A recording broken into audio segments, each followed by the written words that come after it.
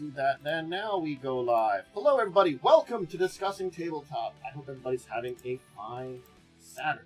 It is, of course, July 5th. Hey, we've reached July. Halfway through the year. Isn't it exciting? Woo. I know. I can feel the excitement's palpable. My brain for like 30 seconds went, we're not halfway through the month yet. Like, we just started the month, and I realized you said year. But, like, for whatever reason, I thought you said month at first. It's fine. It's just, I blame summer. Because summer just is hot and also makes you, like, think less. Not that it can't be enjoyable, but it does just make that brain kind of go, like, melt. Man. How's everybody's week's been? How do you feel about it? It's been an okay week. Mostly just been working, playing video games, prepping for a D&D. I mean, a Pathfinder character. Ooh. I can talk about that later. Yeah. It's been a nightmare making that character. Jeez, that'll be a thing to talk about. Worm, how do you feel about your week then? How do you feel? My week at work was a bit annoying, but I did manage to get everything done. I just didn't have a lot of free time. A lot of times I have, extra time where I'll do other things. I didn't really have a lot of that this week.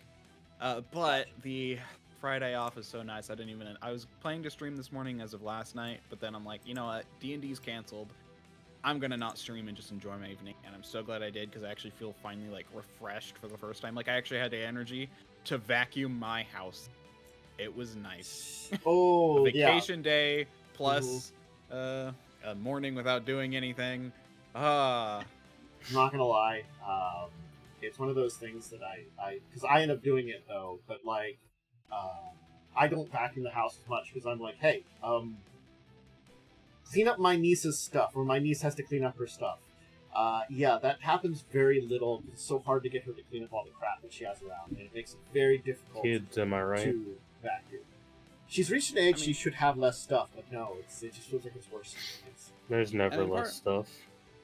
Yeah, part of the issue I had is I had to like figure out how to assemble my vacuum since I bought it like 3 months ago, and I'm like, Up until then, I was just sweeping and mopping, and I'm just like, this is a pain. I need to get a vacuum cleaner. And I got one like 6 months ago, and I'm like, it sat in its box for 3 months. And I also haven't swept or mopped since then, so the house was real nasty. My floor was real nasty. There's just some like things around the household that need to be done that have just been like, the laundry list of like one problem caused other problems, which caused other problems. There's some stuff in the yard that hasn't been taken care of. Well, why hasn't it been taken care of? Because we haven't cleaned out, because we recycle cans, and we get money from it. We haven't cleaned that out in a while. Well, why haven't we done that? Well, my brother's car was broken for a little while, and now it's finally there. My brother's been like trying to figure out a good time that, we can arrange to do that, and kind of like whisper down the, finally get that like yard work done. It's like, it's whispered down the line. Yeah. Well, my big issue is that I work 40 hours a week. I stream 15 hours a week, do stream stuff. Actually, stream myself. I count this as part of my streaming.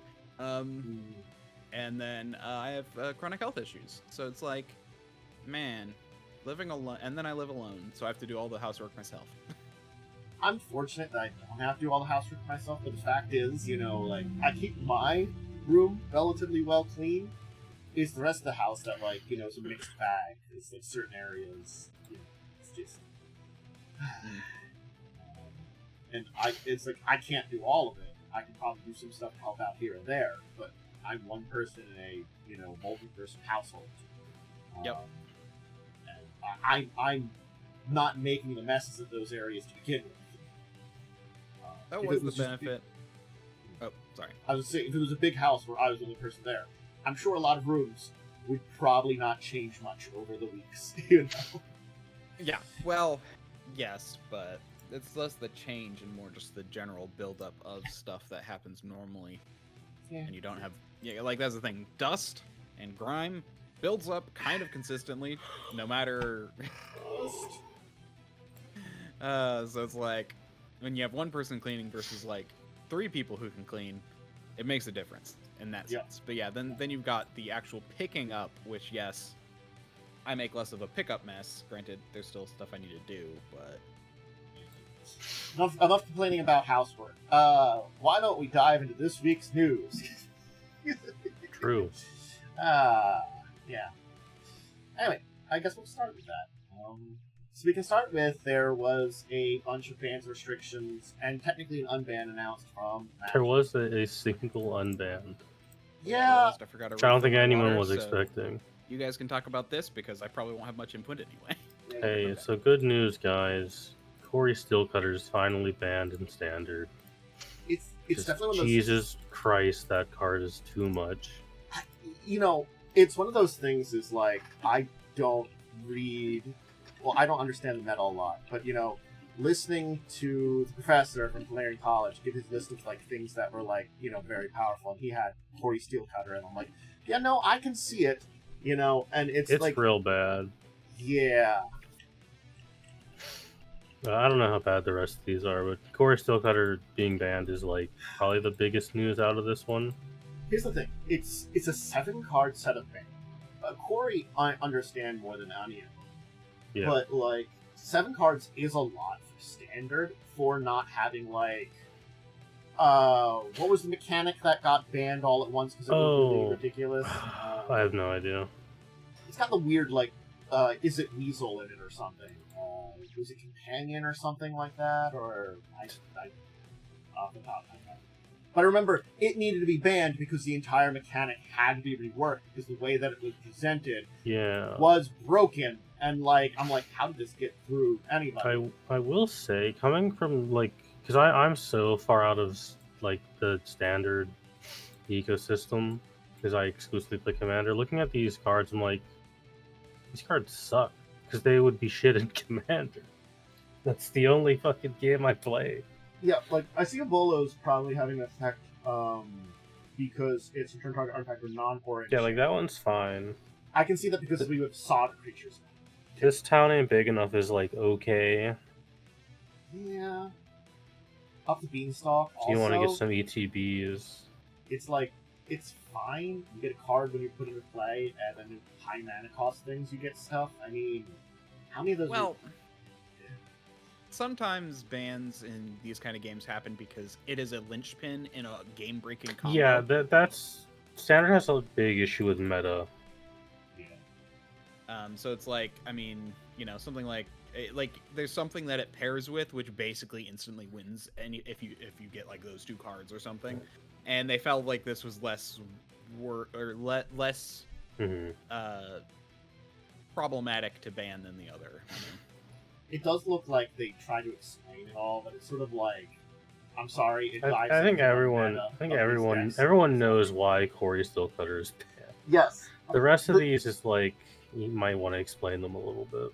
I mean, they kind of do in the article, but it's also like, it's a lot. It's a lot because it's a lot of the meta, and I'm like, they basically like they nuked the Standard meta, which is good for the long-term health of the game. There's gonna be a lot of angry people. Here's the thing: is we might get more of this kind of problems and more bans like this more often because I think it's one of those things. Is I was thinking about this, and since the last major ban, 2 sets have come out. Mm-hmm. Normally we'd have 1.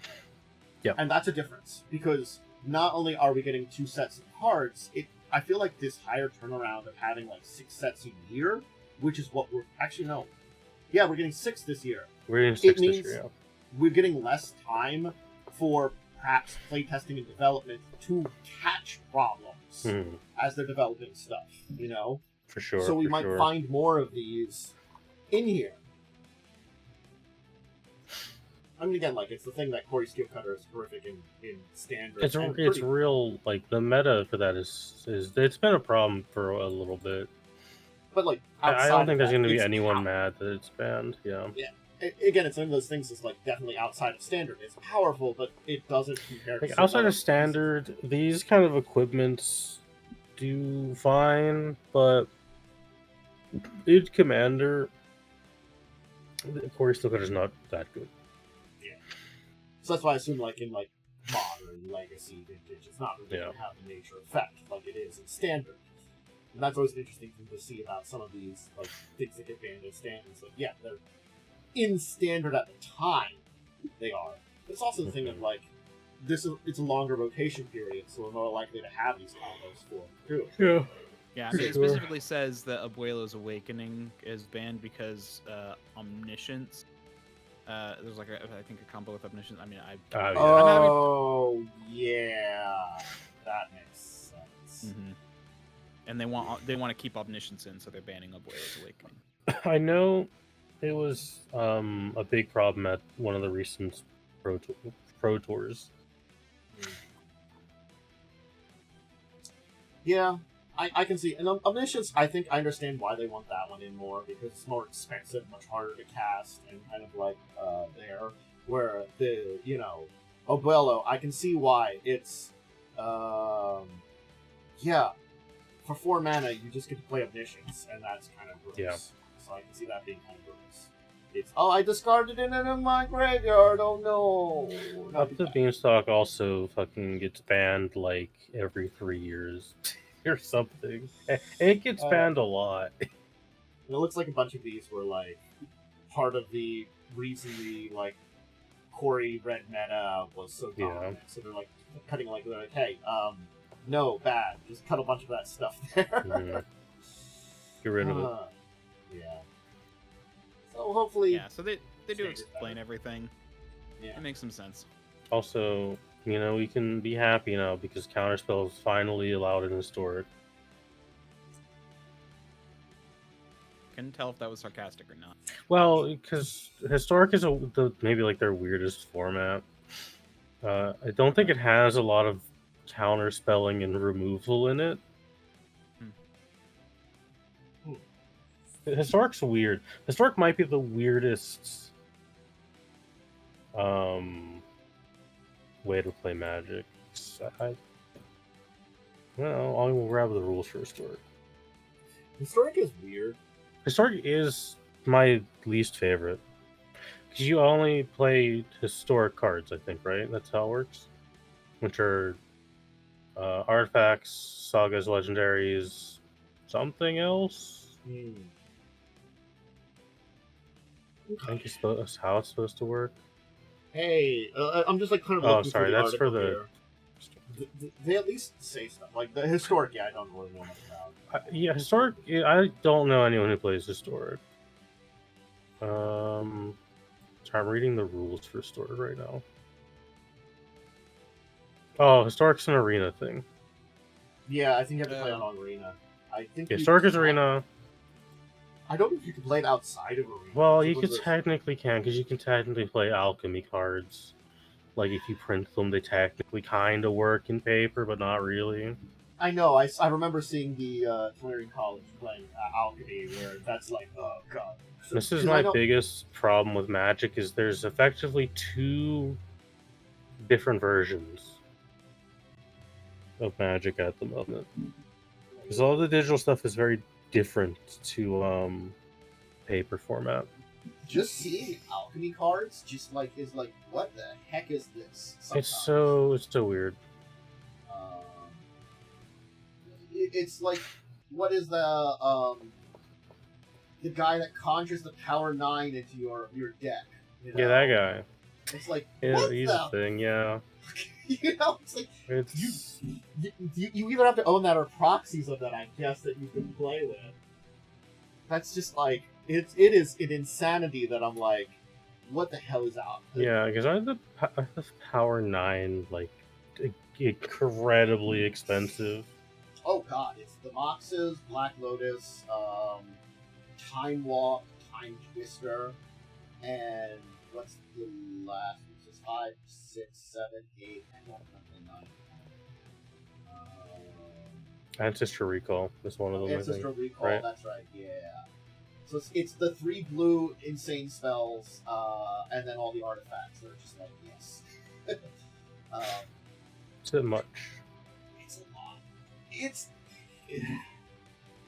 I'm just never been a fan of the weird digital things, and like, the more and more like I hear some people that are in the digital sphere that do arena talk about like, hey, the Spider-Man set where we're getting 2 versions of it. It's becoming more and more of a That's problem. so messed up. Yeah, it's just I think the historic isn't necessarily a terrible thing on its own, but because it's combined with like alchemy a lot of times, though alchemy is its technical own thing. So is Brawl, and Brawl also is weird. Yeah. There's a lot of weird formats that do have some mainstream, I would call it, popularity, but there's a lot of other like, minor. I like genuinely couldn't tell you what most of the formats are. Well, Tantus has a video you can watch where he goes over all of them. I only dove over so many of them. I think There are I a watch lot of YouTube. like, strange. Oh, yeah, there's Well, so there are a many. lot of Jesus minor ones, Christ. but you went over, if I remember correctly, you went over like 60 of them. I think I might have gone over like 60, just basically like. And they're adding more, technically They are. speaking. But, Like Commander Draft, which no one's gonna play. I do think it is interesting that you can kind of see for some of these ones that they didn't have any changes for. They do explain like where they might be thinking of changes for it. Like it's interesting to see like in Vintage, they're like, "Hey, we're considering banning Loris the Dream of the Dream Den." One of those. That's probably fine. And I'm like, huh. I guess it's also because like they're showing off the 3-mana Tesseract, which would work with the some of that stuff there. In some of those ways. And that Tezzeret is something. Yeah. What's a permanent?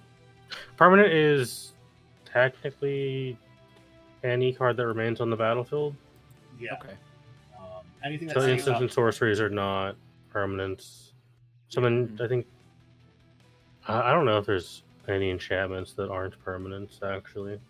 all the enchantments, all the artifacts, and all the creatures, lands, and planeswalkers all count as permanents because and usually most of them function as that. Though there are certain cards that have abilities that make them function as instants or sorceries that they would be, in that case, not a permanent.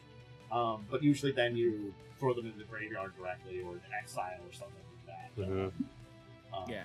Because basically the reason that one's getting banned is because of a combo with Storm Chaser's Talent, which allows you to basically create like otters.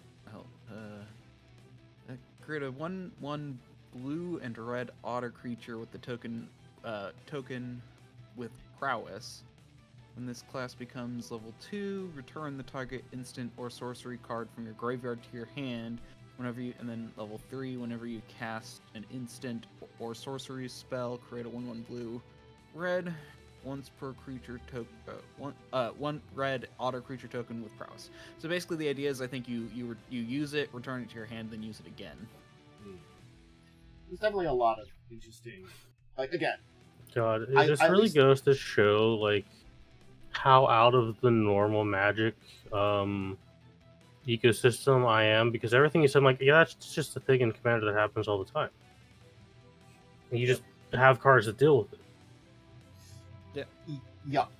I think it's because, like, Commander being, like, here's the thing. Because Commander is every card that's ever been made, basically.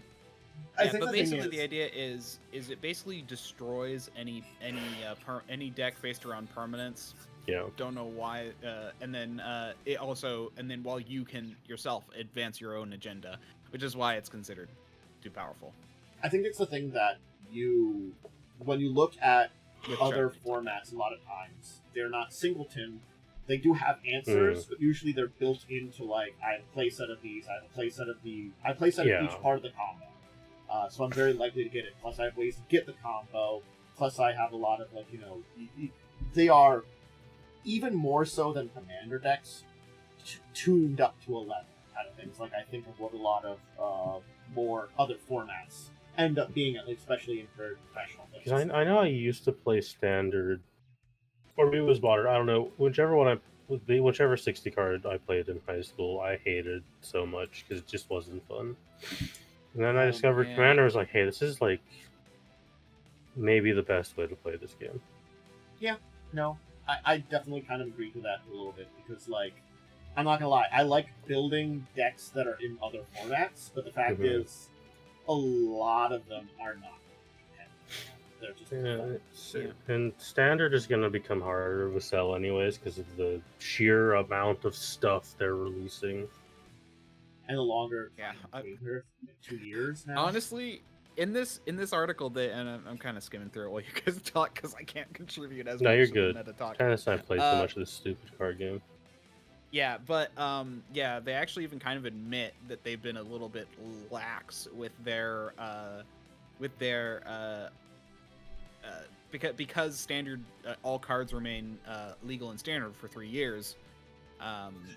They've been a little bit, yeah, because they upped it to 3 years. So they're like, we have to be a lot more careful. It's like we need to be a lot more careful going forward about when we make cards and their synergies. Yeah, so it's like they basically they're acting like it's four releases over 2 years. So they're strangling their second most popular format. I don't know, maybe second or third. Commander might. Pretty sure Commander's the most popular at the moment. Commander is the most popular. They upped it to 3 years and they're releasing like twice as many, right? Not 4 in a year, right? Or is it 3 in a year? They're only doing.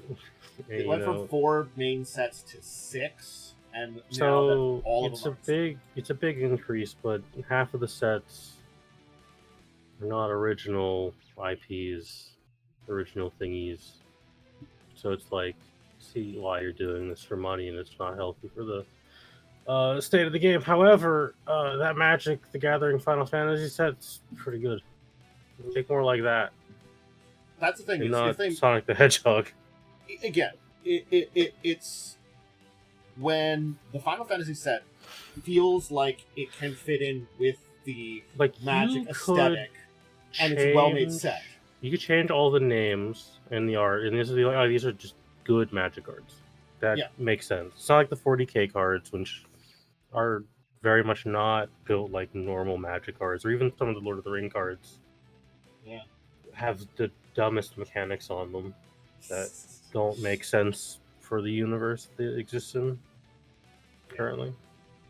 Like, I think this is the problem, is the Final Fantasy is basically the Kamigawa Neon Dynasty of this year. Pretty much. It's the lightning in the bottle. It's great. It's captured people's attention. And we're going to be very disappointed by the next set. Like Spider-Man's going to be disappointing. I think Avatar will be fine. I think Avatar's going to be bad, personally, because I don't think there's enough stuff to make a full set. That's what I'm worried about. Like, flavor-wise and mechanic-wise, I think it's going to be very legendary light. Yeah. I think a lot of non-legendary stuff. I think, like, mechanically, they might make it work better than something like the Spider-Man set. That's what I'm going to decide. Flavor-wise, I think Spider-Man's going to be like an F all around, I feel like. And Avatar might hit a C. Edge of Eternity looks cool. Eternity, I like the rule changes. I like the cards they're showing off. I like the spaceship mechanic. My boy Tezzeret gets a new card, so that makes me happy. Mm-hmm. So, is there anything else? I guess that's it this year, then. That's kind of it, yeah. I don't think there's any... I think all sets are announced now. Because Lorwyn's been pushed to next year, and they're revisiting Strixhaven next year. Alright, they are going back to Lorwyn. Yeah, they didn't wait. The Lorwyn one was supposed to be this year. They pushed it because it was Spider-Man and Avatar. Did they push? Oh, yeah, okay, that makes sense why they freaking pushed it back. Yep. So, because they decided to do 3 Universes Beyond sets. Yeah, like... And again, the thing is, I think we're not going to see the same numbers because, like, as much as there are comic book fans, let's say for Spider-Man, they are not the same as the Final Fantasy fans. And the Final Fantasy fans, it's the same reason that the things have been very expensive, at least for now, especially some of these special treatments, because there are collectors. There are so many people like Final Fantasy a lot. Yeah. I'm not saying there aren't fans for Spider-Man, but there just aren't the same. Because it's specifically just Spider-Man. I think that's where all of the issues are going to come in. Because there's a lot of Spider-Man stuff, but how much of that stuff do people actually care about? Yeah. They had 16 games worth of Final Fantasy that they were together. Not even just 16. They did a bunch of spin-off cards as well. True. They had 16 plus games. Like again, I've said like they could revisit Final Fantasy. They could do this another time and still have more new stuff. Yeah.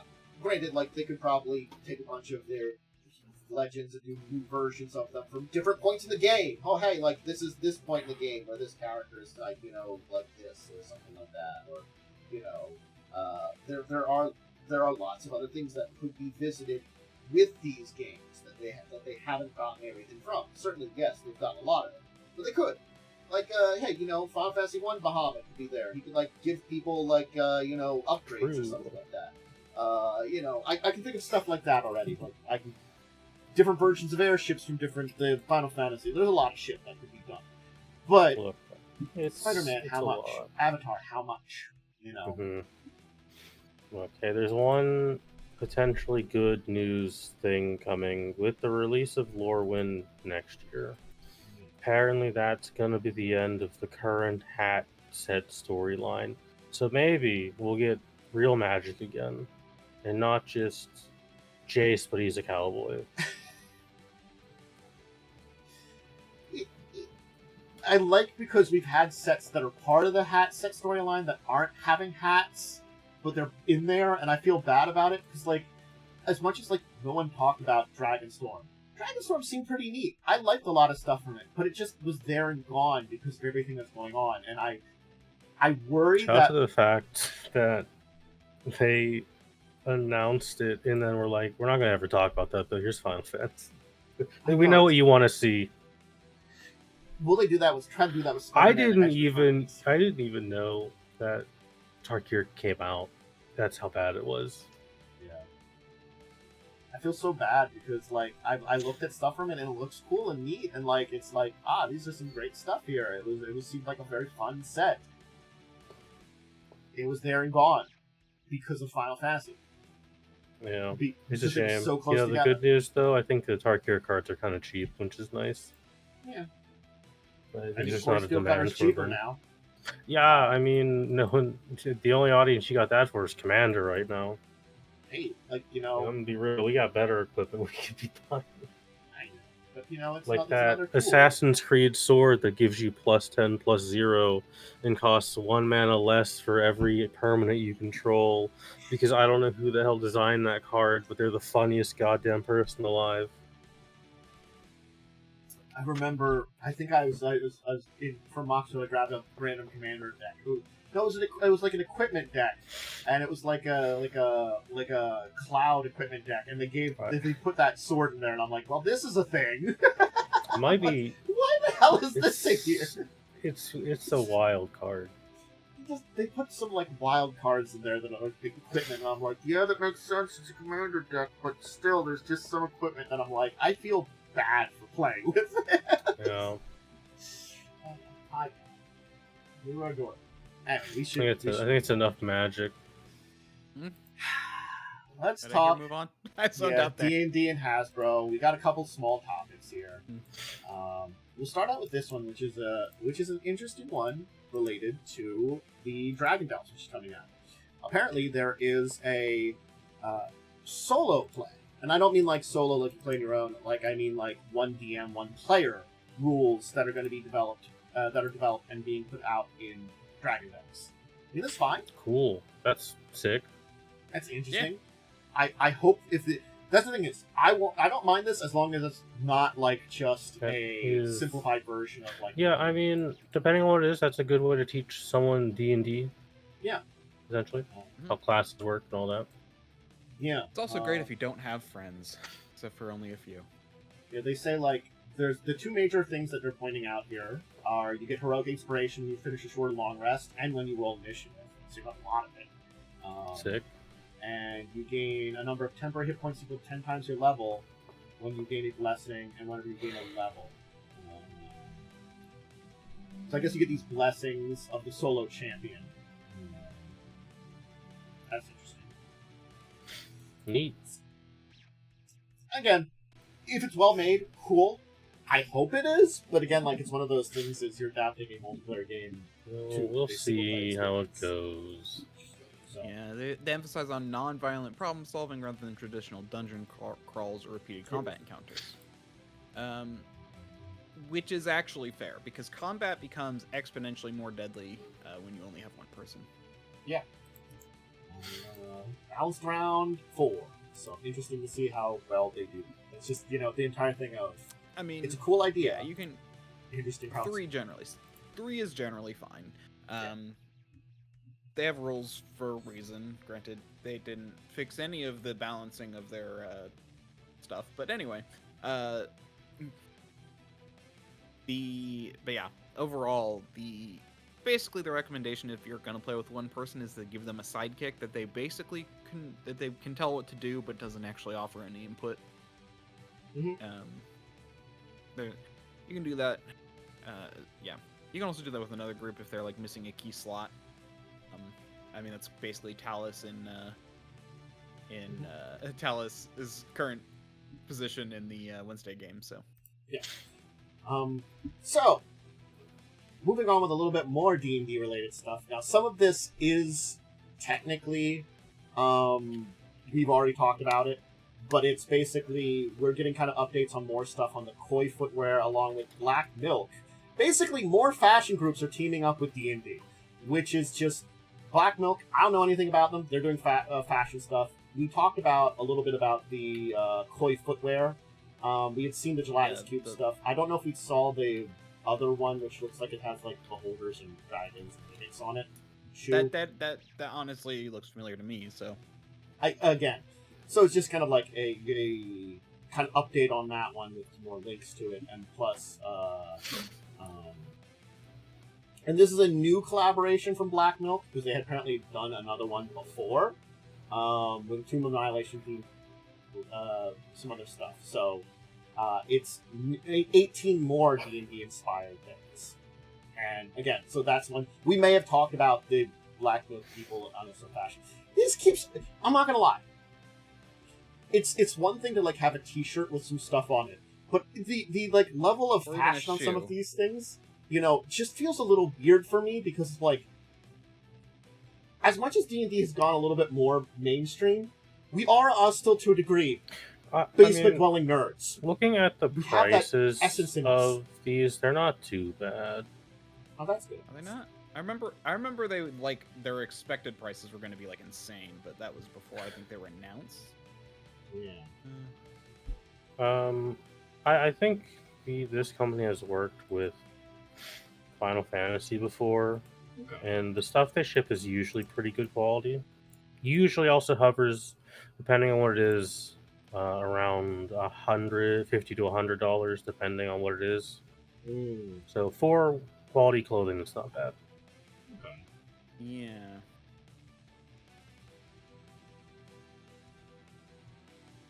Honestly, yeah, okay, yeah, no, it was the shoes that were super expensive. Yeah, shoes get really expensive. Gosh. So they have like $75, well, $120, but they're on sale right now for some reason, like dragon scale looking shoes, and then they have like attachments you can put on that are like little wings, and I'm just like, it's kind of sick, honestly. I mean, it's interesting. Pretty sick. As someone who's absolutely obsessed with dragons, I'm not entirely sure I would do something like that. It's on the edge of like things there too. Yeah, which is very much, yeah. And then in their examples they're showing here, the robe with eyes on it, was it the robe of all seeing or something like that? What was that called? Yeah. The one that lets you see in 360 degrees. It's just the robe of eyes, isn't it? Yeah. Is it just the robe of eyes? Yeah. So they have a robe of eyes they're showing off here, and I'm just like, honestly, that'd be kind of just creepy to like wear. I know a lot of casually. people who would wear these. Mm-hmm. Okay, that's fair. A lot of I have a lot of friends who would wear. I have a lot of friends who would wear this kind of stuff. The like dice the blue dress I could see. The blue dress is like that one. I'm like, okay, yeah, that's actually kind of neat. That's kind of like, that hits that kind of like, it's subtle but kind of neat kind of thing, and I think that's it's this weird spot for a lot of the fashion, which I feel like they feel like they do a good job for this stuff here. So that's why I'm going to give a thumbs up that way, because I do worry that like there's a balancing act for this kind of thing that like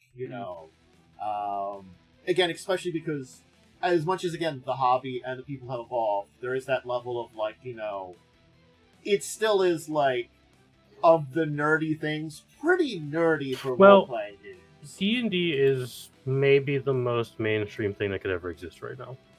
It's kind of a weird place to be. Like, there are people of every walk of life playing it now. It's No. incredibly mainstream, so I can see partnering with this to make some fashion. The shoes, I think, I'm not a shoe person, so I can't judge the shoes. See, that's the same thing. I just wear sneakers for work. I honestly, okay, the I like shoes simple themselves black don't bother me sneakers. the shoes themselves don't bother me. It was just the dragon attachments, the wing attachments, and I'm like, Yeah, like, if you just look at it with, like, the scaled version, I think those are fine, you know, a lot more. I'm sorry, I missed that it was the Uncanny Dodge Rogue Military Boots. I'm sorry, Yeah, I saw that's those. just as a name. I know people would wear those boots. Like, yeah, these those boots boots. are fine, yeah. Because these boots look very goth. And I have Yeah. quite a few Yeah, goth like the friends. rest of them I can see. Goth The and, rest of it I goth can and see. punk. Yeah. It's the ones that are like The big the giant dragon one boots. is the attachments for the dragon one are a little questionable. Yeah, They are and a then little the much. gelatinous cube shoes. Honestly, like they kind of just are goth. Like it's like, you know, for those goths who don't wear only Very black. goth, very streetwear. Yeah. Yeah. Again, like, this is definitely a fashion style that's outside of mine, but I do respect it, and I don't think it's terrible. So they do the Yeah, I shoes have and the a clothes. number of friends who are into this kind of. Look, I grew up with two older sisters, so I do understand fashion a little bit. Do I abide by any fashion standards? Absolutely not. But I know About a solid 60% of my friend group are goth queers, so I think they'll be into this. Yeah, You know, no, I could totally see that. it's the unfortunate thing that, like, as much as I have a lot of people that I know that are into a lot of fashion things, like, it's just it's not for me, because I've been like, I just like simple, like, comfortable stuff. Yeah, my standard is it comfortable? I will wear the worst clashing things as long as it's comfortable. Random colored T-shirts that just fit nice. That's what I wear. Yeah, I mean, like, if you haven't noticed, I wear a black shirt every time. It's not because I wear the same black shirt. It's because I have a stack like this high of black shirts. I liked having a little, like, the color variety, so I have a lot of random colors. That's just the entire thing for me. I used to be like that. I got tired because it was just easier to buy a giant pack of black shirts. And the giant pack of white shirts don't look good on me, so I tried the, you know. It was also the weird thing that I always went for, like, kind of more jean-based things, and then I had her start wearing, like, black, simple pants, and I'm like, oh my god, these are so much comfortable than jeans. So now I just wear simple, like, black or blue. I'm a big flannel and, like, jeans person. Actually, growing up, I wore exclusively cargo shorts and cargo pants because I just like the pockets. I always had like my DS or Game Boy in a pocket. Anyway, so that's the little fashion update there. Again, it's just like we got Link Toywear again. We talked about them, but the Black Milk is doing more clothes now. So they are. I don't know if you still get the old line of stuff like that they had, their previous collection. But the new collection will have 18 more things. So if you're interested in that, check it out. So the last little bit. I'm sorry, I was just about to say, I'm just so confused why that lick emote has become so popular. Twitch culture's weird. It is. I was going to basically say that Twitch culture's weird. Anyway, Hasbro is partnered with casinos again. Hell yeah. This is honestly the worst thing they've done. Let's go. And that's gambling. Mm-hmm. At least this is Monopoly, Battleship, and Yahtzee, which is Monopoly casino table games sounds hilarious. I know, that's the thing about it. Monopoly it feels appropriate for, weirdly, but the other it is just at least just the Hasbro licenses. They haven't Wizards already been happy enough. What would a Monopoly slot machine look like? Mhm. I mean, they got that iconic mustache character who looks very similar to the But like, surely you Pringles have better characters and stuff you could license out. And it's, I mean, it's they not do just have one, like they do have. I mean, Hasbro owns Transformers and GI Joe and stuff. So yeah. Or companies. So they got Aristocrat Technologies, who does slot machines, who they're doing Monopoly for. Evolution, who's licensed Monopoly and other Hasbro games for online slots and live casino games. Galaxy Gaming for Battleship Monopoly, Yahtzee for casino table games. And Bailey's for Monopoly as a casino operator. So we might see some kind of like casino somewhere themed to Monopoly also. Which is I don't know, weird. it could happen. Oh gosh, Evolution is the online slots and casino games. That is literally the most predatory market in the world right now. Yes. And they already had the deal with Sisplay, which is another slot. Most predatory legal market. Accurate. That's true. We do have to be that because there are some legal ones which are probably worse. Yeah. Oh, so Galaxy Gaming is maybe the least worst out of this one group because they seem more. Well, they are gambling. They do seem like they do arcades and stuff as well. Yeah, I mean, it's specifically to make casino table games. Which, does that mean they're going to make new... Like, my thought is it going to be like you gamble and play a round of Battleship and bet on who's going to win or something? Who knows? My theme would be like, is it like roulette, only it's Battleship theme? Like, here's the thing. Yahtzee is already kind of a casino game. Yahtzee really is already, like... I actually am surprised it wasn't already a casino game, honestly. I thought it was. I could see them doing a version at a casino of Yahtzee that you bet on. You know, I'm not gonna lie. That it would just be like, maybe one roll of the die, see who gets the highest points, or something. I also will say I have less hate in my heart for a physical building casino than an online one. So I agree too. I highly agree with that. I don't go to also casinos. agree with that. I don't mind the existence of casinos as long as it's an option. Casinos. For most of the like up and up casinos aren't trying to literally steal everything you own like an online one is. Yeah, the online ones are literally about maximizing the amount of money they take from you, and getting you into those like mindsets to like just prey on you. They also will like, I think the worst thing is like when you like get rid of them, uninstall them, unsubscribe, they'll still send you emails and stuff to like try and get you back and send you messages and text messages and stuff. It's real bad. As soon as you said that, it reminded me of the like 6 or 7 times when my mother for Christmas signed up for Amazon Prime. Then you have to tell them you're not going to be part of Prime like 6 or 7 times before they finally let you leave. Yeah, I tried to cancel mine after they nuked and like we're not making wheel time anymore, and I was like, that sucks. I'm not gonna pay for your thing anymore. Then it took so many clicks to unsubscribe. It's just that. Honestly, that's better than the New York Times. I don't know if they've changed this, but at least 4 years ago, this was the case, where they basically you have to call them and talk to them in person to cancel your subscription. Jesus.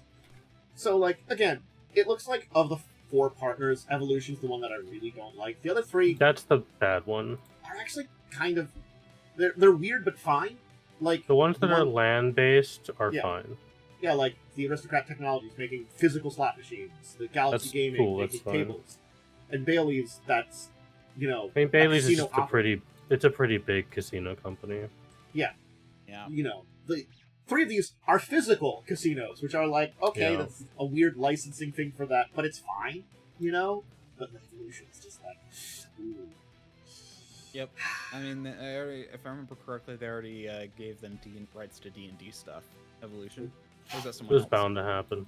It was an online company. It was an online company. It was like one of the worst ones too.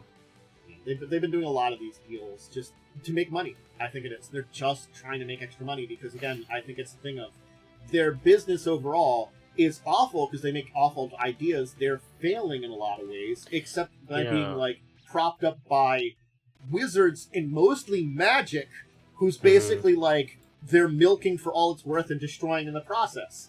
We're complaining about a lot of things, and it's really down to Hasbro making horrific business decisions and wrecking their own company. Look, guys, you gotta get that infinite growth every quarter. Number needs to keep going up. Why can't people just be happy with the consistent income? If people were happy, we wouldn't have billionaires. Well, yes, but...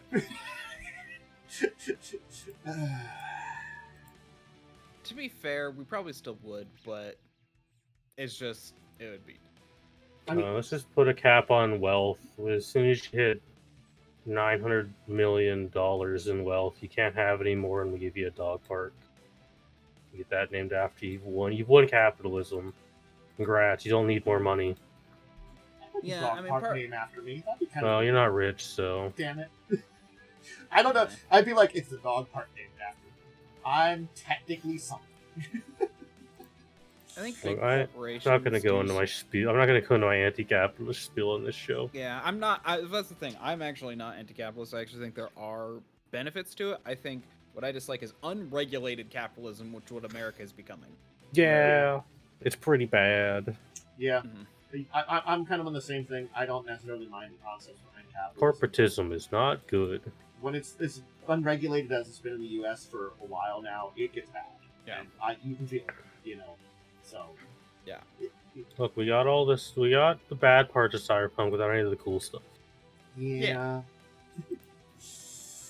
All right. So, moving right along, we do have an interesting update related to Diamond distributors through Paizo. And some other stuff related to them. So I've got two different articles. We've got the one that's about Paizo talking about it. Because Paizo's talking about the fact that even they are filling we're going to have some distribution problems in certain places for their products upcoming because of this entire thing. And this is like months on that they've been in bankruptcy since January. So yeah. So... And in the other article, it seems to be that they basically... Diamond wants ownership of the consignment inventory they've been given to basically pay their bills for the bankruptcy. Which is a weird thing to be in, that they're like, we just want ownership of the stuff we were given. That's a weird situation. Yeah. These sites will likely continue to list products for sales. Most orders for these titles will not be able to be fulfilled. Okay. But there's that's a big list. 128 consigned vendors that they just want. They're like, can we just have their stuff so we can sell that off for our bankruptcy? The stuff that they had already sent us to ship out, I guess is what it is. Which, honestly, as a distribution company, feels a little scummy, but again, I guess it's part of the entire... I don't know what things go on in bankruptcy, especially bankruptcy for a distributor. That's unusual. But I guess it happens. I don't know. It does. I literally work for a distribution company, so yes, it's actually... I wouldn't be surprised if, it's just like... There's several reasons why it could happen. I was trying to think of one off the top of my head. It's not. I feel like this is one of those reasons that Paizo's no longer even working with Diamond at this point in time because they're doing something like this. I feel like, because you won't be able to go to a major bookstore or Amazon to get Starfinder stuff or Pathfinder Battlecry or any of the books that are coming out in August or September right now because they don't have a deal with Diamond, and, that was what was sending them to these places. Yeah, here's the thing. Distribution companies actually have to have pretty tight margins because they're basically a pass-through. They're literally a convenience. Actually working as one. Working for one, it's basically a convenience. You're paying us, so that way you don't have to do all the work of making sure this stuff gets done properly. because otherwise you just do it yourself. Like that's the whole thing about distribution, is that it's working for a distribution company. Like we make the company I work for like probably has records like upwards of 2 million in sales, but our profit margin but our profits are probably closer to like 50,000. You know, like it's so like distribution companies actually do have much tighter profit margins, and so really if things go too upended, it can. And honestly, the tariffs are probably up. Well, this is before the tariffs were announced. Yeah.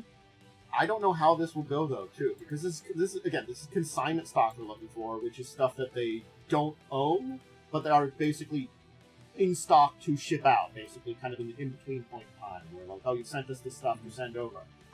Diamond doesn't own this, but they want to basically claim ownership of it and sell it to get rid of their, I guess, to help pay for their bankruptcy. So, wow. It feels like stealing from 128 people. I kind of think they're trying to go for legal stealing in a little way. I can understand how these people might not be happy. Mm-hmm. Yeah, Paizo is nice to not like throw them directly under the bus, though. They don't say anything too derogatory about them. Yeah, it also might be the fact that, like, you know, there's a court hearing coming up on the 21st of this month about it. So they might want to be nice right now before things are. I see a name on this list that's not going to be very nice. It's DC Comics. Oh, yeah, that's on here. Ooh. There's a lot of Green Ronin's on here. There's Dark Horse. Both Dark Horse and DC are on here. Bone Press, Tokyo Pop, Marvel as well. Yeah. Man. Depending on how much is going through them, that might there might be some heavy hitters that are not going to be happy about this entire thing. And I don't know how these go in normal cases. Yeah, I can't speak to the legality of any of this. I'm not a lawyer, nor do I know anything about distribution companies. So like, honestly, I don't see this working very well for them, for Diamond, because I mean, because I think technically the reason you'd be selling these off is to pay off the debts to the people you basically got them from, like Paizo. So, but they're trying to use it to pay off their other debts, which is, I think, the loophole they're trying to shoot for. Is like, oh, we're taking hold of this to like pay off our debts, but we're not, we're going to take them so we don't have to pay off those debts, but we're going to pay off these other debts. It's like, I think they're trying to wiggle their way into like a better situation. Yeah. If I had to guess, like it's again, I'm not a lawyer either. Following the closing of the sales of the substantial majority of assets, the debtors are in possession of significant items shipped to the debtors on a consignment basis. The consignors have not satisfied their claim under applicable law to perfect their interests in this consignor inventory. As further explained below, this gives the debtors the right to transfer title, paying for free and clear of the consignor's interest. I feel like there was something going on that they're like, hey, we can do this now. The debtors basically they're saying because you haven't asked for your stuff back, we get to sell it. That's basically what it is. Oh my god, that is wow.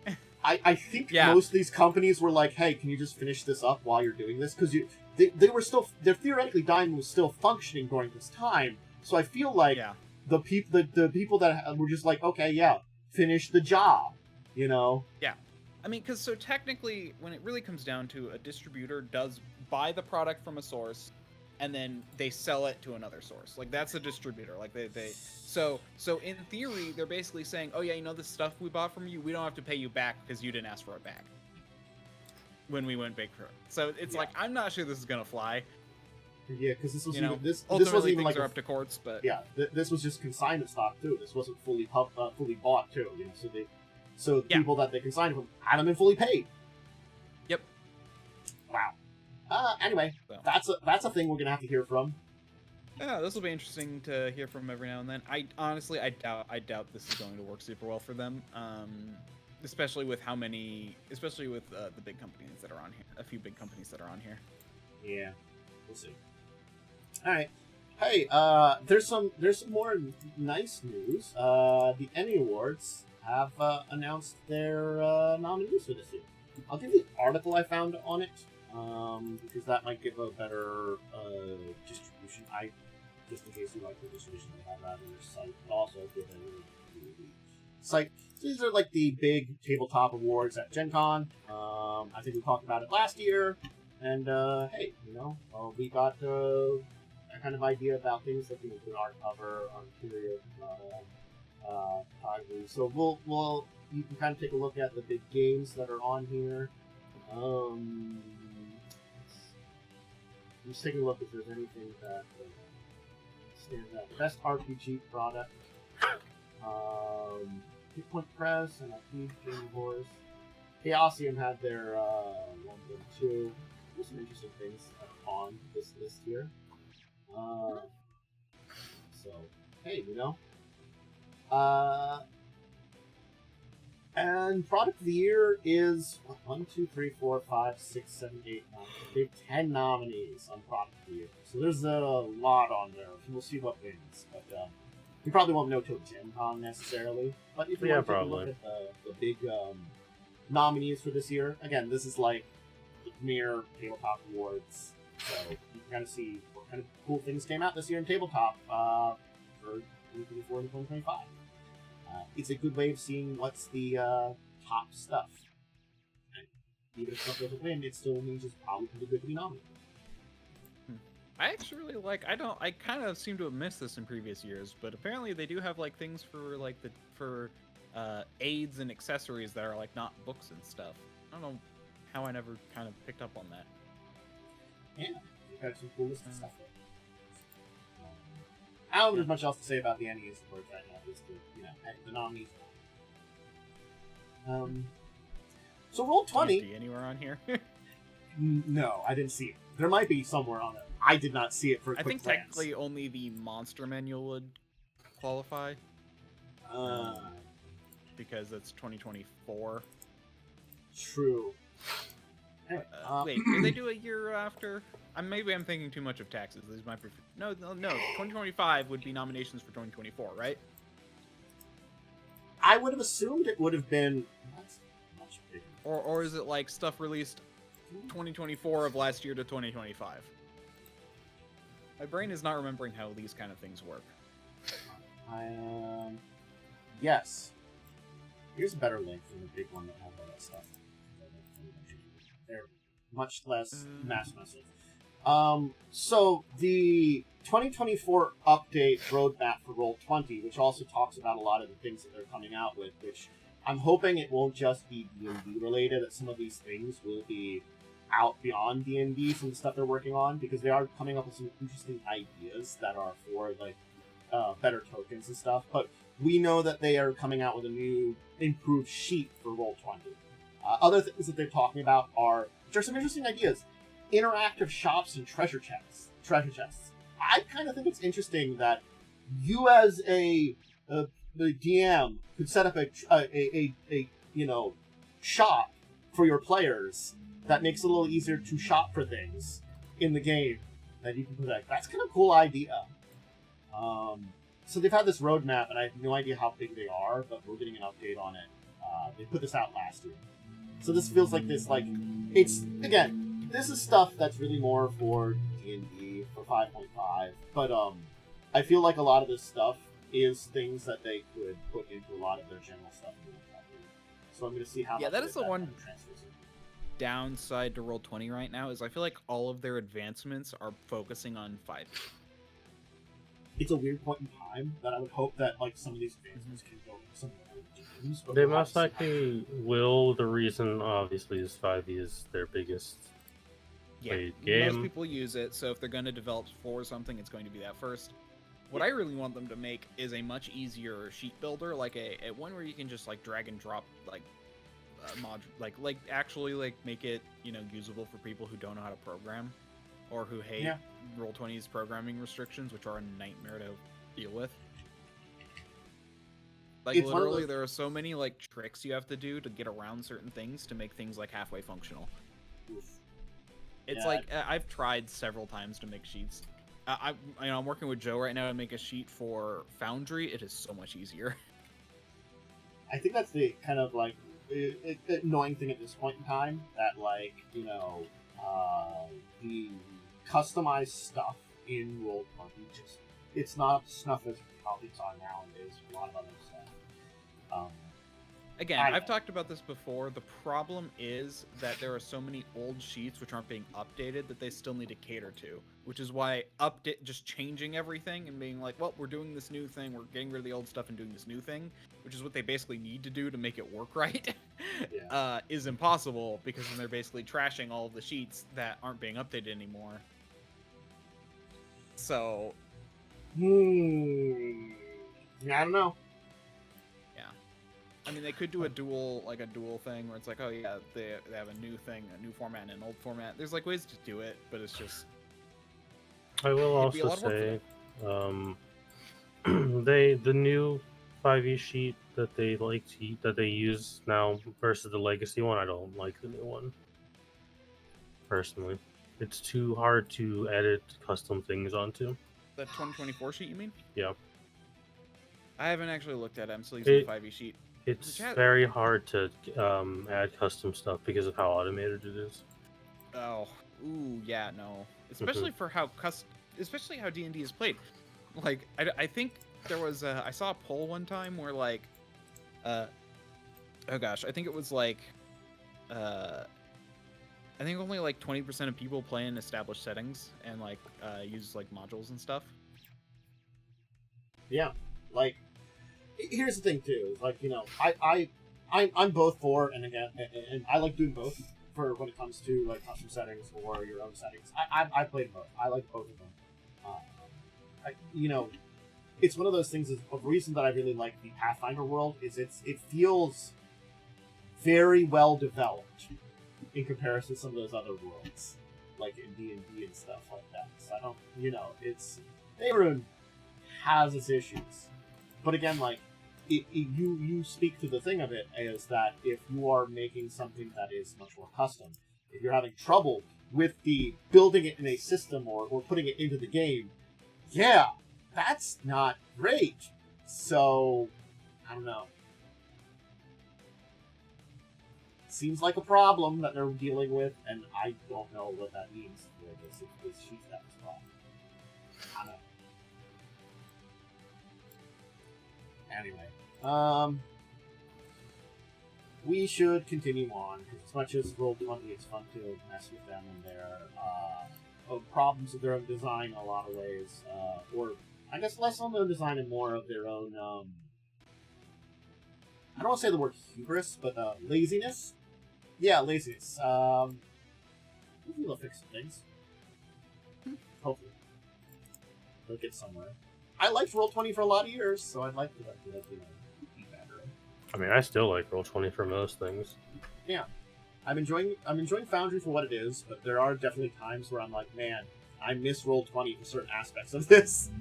There are just little aspects that I'm like, I can do this here, but it just feels a little bit more annoying.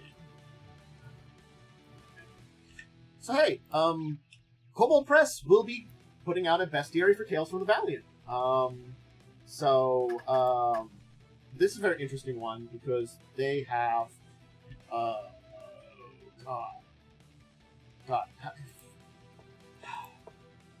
Am I getting my brain?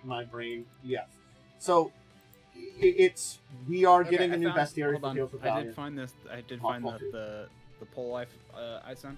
Okay, it wasn't quite as big as I thought, but it's 65% of people make their own adventures, whereas 36 do 35 do published adventure. I mean, like a good published adventure kind of works too. Like we're doing a lot of stalkers and stuff like that too. It's a good way. Yeah, so it's about a third of people do published and 2/3 don't. Anyway, again, like, it's Tales from the Valiant is getting a lot of good big updates. It's a second Monster Vault we're getting for it, so this is one of the ones that I've kind of like, I've looked into Kobold Press stuff for a couple times, but I haven't really dived into the same way as like I've looked into stuff for like, you know, Daggerfall and stuff like that. Tales of the Valiant, I do own it. It's Daggerfall. It's Heart. It's Daggerheart.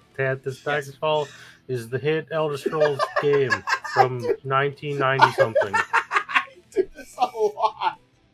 Why does it have to sound close enough to it in my brain? God damn it. Anyway, yes, Daggerheart. I looked into a little bit more because I guess like Tales of the Valiant feels just like. I guess Tales of the Valiant is just 5e overhaul. It's just same. That's what I meant. It's like it feels like a 5. It feels like what Pathfinder did with 3.5, but to original 5th edition or you know, this one. It feels like what D&D did to D&D 2012, but better.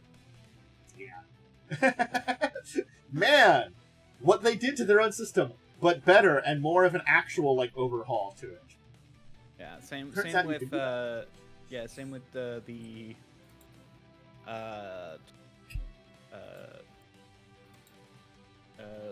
5e level up, I think is what it's called. Level up 5th edition, that's what it's called. So yeah, level up 5th edition, same thing. It's one of those things of seeing that they're putting out a second bestiary. I just like shake my head because I'm like, man, it didn't take them long to do this. It turns out they know what people like. You know, having options for creatures for people to fight. Looking at you, D&D. Never gave curious how many monsters are in there first. Ooh. This is supposed to have 300 more? Which is a pretty good amount of monsters, honestly. And apparently they got new rules for Doom points, expensive stat blocks, monster bundles. So basically a lot of extra stuff to help out with, you know, planning out battles and stuff like that, too, which is good. That they have their bestiary with, hey, GM tools that might be helpful for that, and monster templates, too. Okay, their first Monster Vault, the one they kind of did as their, like, main release. So do you remember how many D&D had, right? Not at all off the top of my head. It was around, like, I think it was around 100, right? Many monsters. Manual.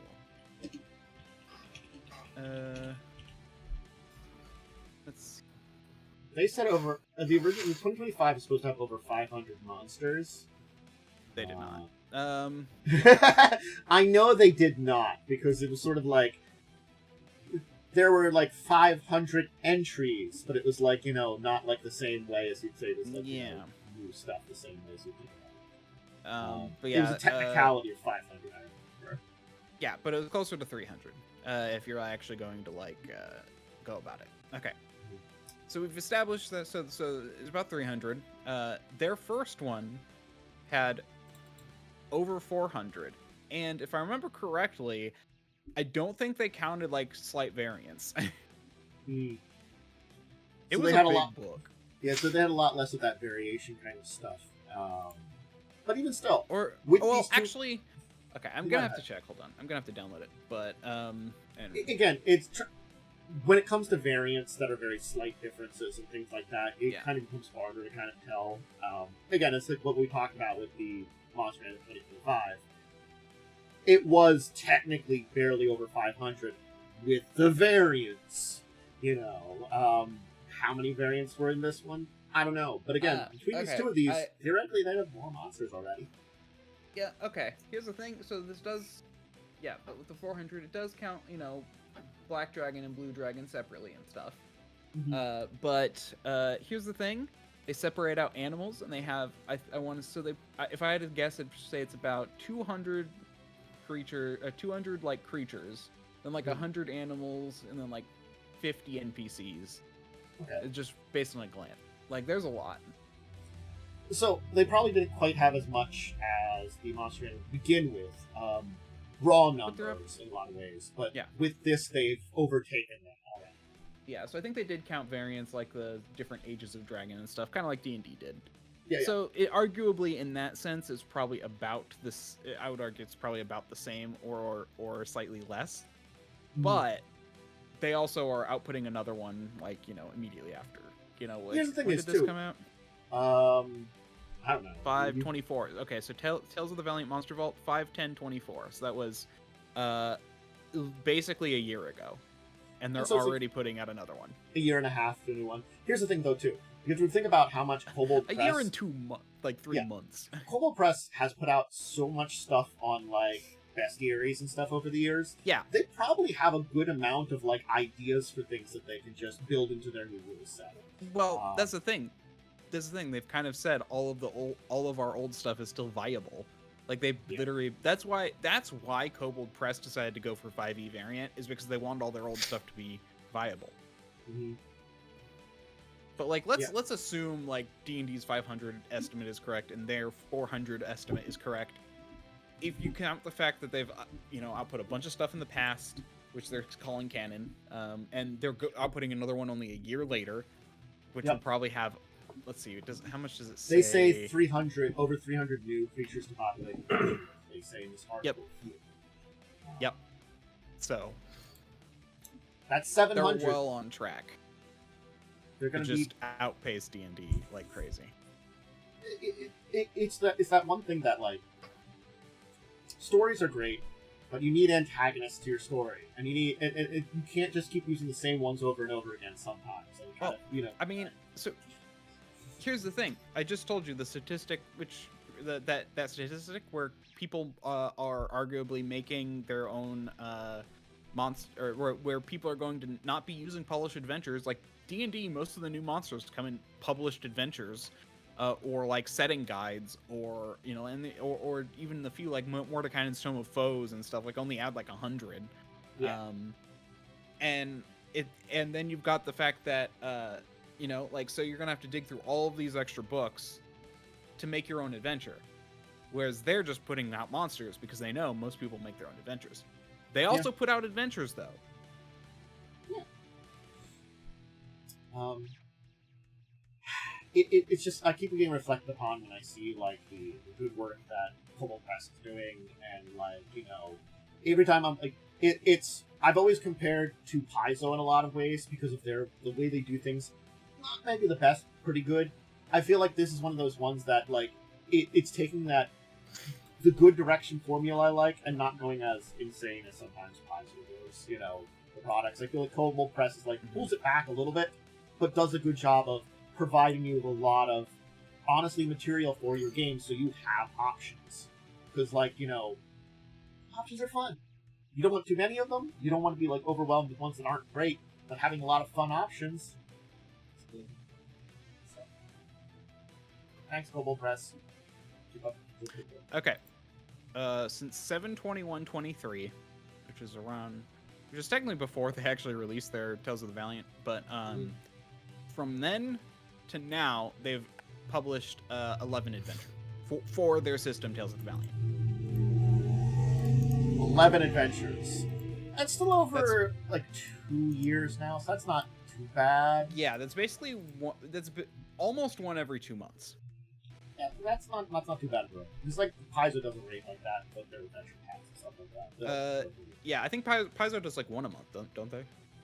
They usually do an adventure path every couple of months, and then they'll do like smaller, like single book adventures here and there. You're right. I'm thinking of all their adventures. Yeah, if you count all their adventures, they do. Yeah. I couldn't tell you the variations on these for levels though. That couldn't tell. I'll be right back. Anyway. Keep up the good work, Kobold Press. Others like that. Definitely, that's another one I have to try in more recent days. You definitely think I have to get in that soon. So, I don't know what this means for any of these conventions, but apparently Galazycon, which is a group of a group that basically is a group of conventions, has acquired 3 new shows, which may be rebranded as versions of Galazycon. We don't know per se. But they acquired basically Superstar Comic Con in Savannah, Georgia, Nashville Comic Con in Nashville, and Incredible Con in Charleston. And these are like nerd shows, I would call them. So probably you will probably call them more comic related, but you might see some tabletop magic, kind of things like that at shows like this, you know. So it's adjacent to these things to a degree. It's kind of like how really only one of the PAXs is really a tabletop show, but you can find tabletop at the PAXs. It's that kind of thing. So apparently Galazycon has 18 shows then? It's a lot of shows. Yeah. I don't know much about this entire group of things, but again, like, these are like probably smaller cons that are more local, so I don't know how their growing network of cons is going to mean about this entire thing. It's interesting. Well, what does it mean by 18 shows? Like, what is a show? They already had 18 shows. Let me check the article about this that I have from last year. There was an article. Basically, they had 18 geek culture conventions planned for this year. Okay, so like a showing, like a convention showing. Okay. Yes. So they had 18 basically cons planned for this year, and this would bring them up to 21 cons that they would plan over the course of years. So they'll probably have 21 next year. Cons that they'll be running. I mean, it's not necessarily a bad business to run a bunch of cons. It actually simplifies things, because like most cons do end up failing because it's just such a burden on the few people who are like running it. Corporatizing it in a way actually makes sense. With that set, because then people can actually focus on the actual organization and stuff. Hopefully, you put people in charge who are actually interested in what the con is about, in charge of like in charge of like the event planning. But then you can put like other people in charge of like tickets and blah blah blah, and that can be like generalized. Yeah, there are some aspects that like are both good and bad for this. Like, good is they might be better organized, they may better run, might be. Mm-hmm. The bad thing would be, are they going to also make things more efficient and can bring down costs? Yeah. Are they going to be too standardized then, too? Like, is this con going to be the same as this con? Is it going to be the same as this con? Because as much as, like, my good example would be the PAXs. Each PAX is very similar to each other, but they are also very different when you go to them, I've listened to 3 of them, and I've heard tales from the other ones, and you can tell how there is some similarities, but they are very different, but they are meant to be kind of similar, in that case. These are, like, geek culture, comic-based conventions, I feel like, so I don't know if they're very similar. Like, there's, like, maybe it's not going to make a big difference. I guess they got these from Incredible Conventions, which is another group. Which still have 11 more shows. So basically, they got 3 shows from another convention group. So that's kind of interesting. This is like one of those level of things I don't know enough about. I know a little bit about it. Mostly from watching videos about how conventions failed. So we're getting more of these kind of like convention companies that run a bunch of these different ones, I guess. So. Yeah. Honestly, with how much conventions are popping, are like starting to pop up. There we go. That's the word. It's like I forgot pop up somehow. But yeah, for how many conventions are starting to pop up, for like fan bases and stuff. I mean, I've heard of conventions dedicated to a single like YouTuber. Like it can be weird. But yeah, with how much conventions are kind of a nice place for people to gather, especially in our world where everything's very disconnected. It's harder to get with like-minded people. Well, I should clarify that. It's harder to get with like-minded people in person. Yes. It's far too easy to get with like-minded people. In fact, that's what I would argue, a lot of problems are created on the internet because too many like-minded people get together. We get together online, and then the anonymity of the internet allows the like-mindedness to kind of sometimes digress into ways that are not necessarily healthy for it. While, like, in person, we would have more of our guardrails. So, social the guardrails. social construct, but yeah, social constructs to keep people behave. But yeah, social guardrails is another way of putting it. Yeah, it's interesting though. Yeah, it could be good. I don't see it as being an inherently bad thing unless it, you know. It looks like Incredible Conventions is happy about this too, because I guess these may be conventions that weren't as big on their list and they want to kind of spread in other ways, but also like apparently the whoever's in charge of that has wanted to also give some more time to their family. I mean, that's a traditional thing about, you know, I'm giving some more time to my family. That's actually why a lot of conventions die. It's because it's basically like, oh, we are like a people who just started up a convention because we thought it'd be cool to get people together, and now it's gotten so big and we have no idea how to handle it anymore. You'd be surprised how common that is for conventions. And it could be a difference between, like, you know, you're running 14 shows versus 11 shows. So granted, maybe you want to get more shows still too, but you're like, hey, look, maybe we want to like draw back a little. These shows are a little more difficult, a little harder to run. We can give them this other group here. We can then focus on our types of shows, maybe grab some other ones that are a lot easier to work with our portfolio of how we run shows, you know, things like that. And then, like, you know, we don't have as much stress from them when coming to everything there. You know, that might be kind of where it is. I would argue you just hopefully it's good for these conventions. Yeah. So. Yeah, my big thing is, you know, if you're making a convention and gonna like sell it off or something like this, just make sure you get a good deal so people not make sure you get a good deal. That's a bad way of putting it. Make sure that you know, you can keep when in your agreements, make sure the integrity of the convention sticks around. There are ways to do that.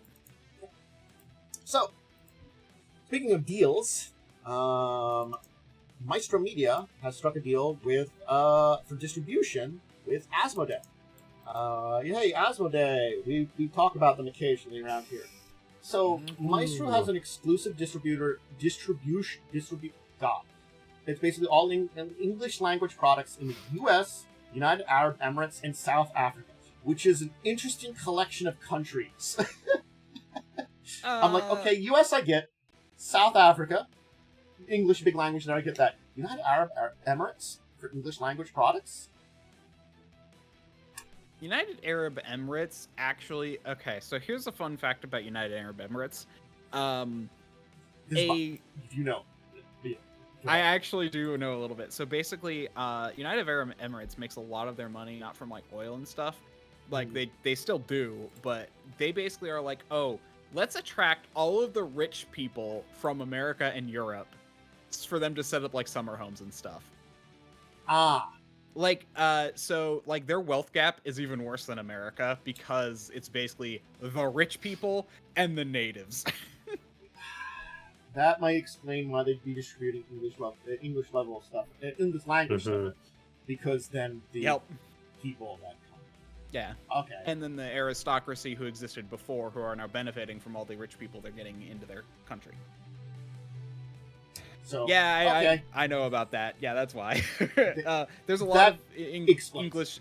There's a lot of English-speaking influence there from that kind of stuff.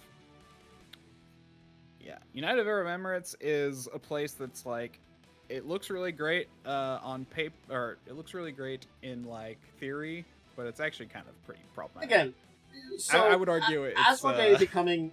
Asmodee, we've seen it kind of be its distributor of its own stuff, but becoming basically a producer and a distributor is maybe a good move for it. I guess since it's split from Embracer and becoming its own thing, I'm curious as to how much it will.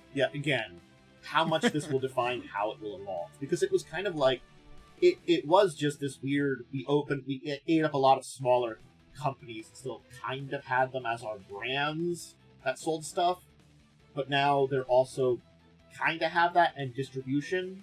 I don't know.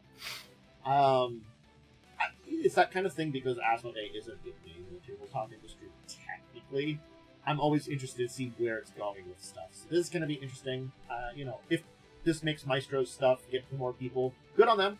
I'm hoping that it's a good partnership for them. Asmodee is a good distributor. So, but maybe this is a mark of seeing Asmodee be a big distributor in more places. With more people. We'll see. Some direction. Here's an interesting little side story that I wanted to talk about here too, because it's kind of neat. So apparently, the company that does the Flesh and Blood CCG or TCG, same difference, same thing actually technically. They've technically bought the company that was live streaming their games, which is interesting. Yeah, gives me a 404 error. That's weird. Because the link was posted twice. Page. Oh, the link was posted twice. Yeah. That's I'll post it again. That makes sense. Yeah. That's once. Copy pasted twice. That makes sense. Yeah, why did it do that? I must have double tapped V on accident. I must have hold Control and double tap V. Yeah, it happens. I've done it before. It's been a while since I've had that look weird. But I guess it does happen sometimes. Anyway, so yes, basically Savage Feats was the production company that streamed the Flesh and Blood TCG's World Championship, the Pro Tour, the World events. They've partnered with them since 2023. I've heard about these live streams. I haven't seen any of them. I have heard about these for Flesh and Blood having a pretty good online presence in this way. And it sounds like the people that do Flesh and Blood have just been like, hey, we're going to just integrate you into us to help make this better for us, even, now you're just under our banner. Which I guess is interesting enough. I don't know if Legends did any other games or anything like that, or if they were just pretty much exclusively Flesh and Blood. That's something I don't know, and they don't mention here in the article. Let me try to look up Savage Feats Productions and see if there's Savage Feats Productions. Did you do anything else other than Flesh and Blood? Doesn't look like it from a quick look. Yeah. The tournament held for Flesh and Blood. Yeah, that's what they say about it. Production portfolio. Is this loading up? It doesn't look like it's loading up very quickly for Flesh me. and Blood, Battle Hardened seems to be okay. Battle Hardened is another thing. Okay, Battle Hardened. It's a lot of Flesh and Blood, but there's a couple other games in there. Yep. So I don't know if they would still do those other games there, but it does look like Flesh and Blood was the most of the one they had. Yeah, Battle Hardened. So Flesh and Blood is almost everything, but they do seem to have Battle Hardened. Yeah, they had Battle Hardened. Yeah. Unless PTI is something, I don't know though. So I guess, I don't know if that means they being under the banner that they'll still do Battle Hardened or not. I don't know. Battle Hardened might have to find someone else. But, this is usually a pretty good move for having it. Hey, sometimes having your own media division and having something that you can kind of set up with this is good for a company. Especially, keeping something like a Flesh and Blood getting a little bit more notoriety through it or something like that, using this in more productive ways. Certainly speaking, I like as much as I do love Magic, I also am a big on, hey, let's get some competitors with there that maybe, can help, if Magic has problems, maybe they'll fix some of their own because, hey, I can dream. I can dream. Kind of like D&D creating their own competitors that, makes me feel like they can fix the problems. I can dream.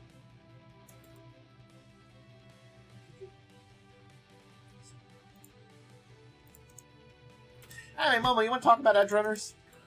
Yeah, hey, so the Cyberpunk anime is getting a second series,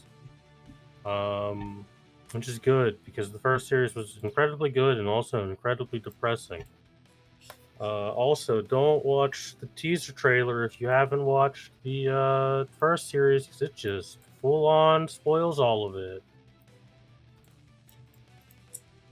I'm not going to say like specific names that appear, but that announcement trailer is just basically a slideshow of every character death in their animation frames.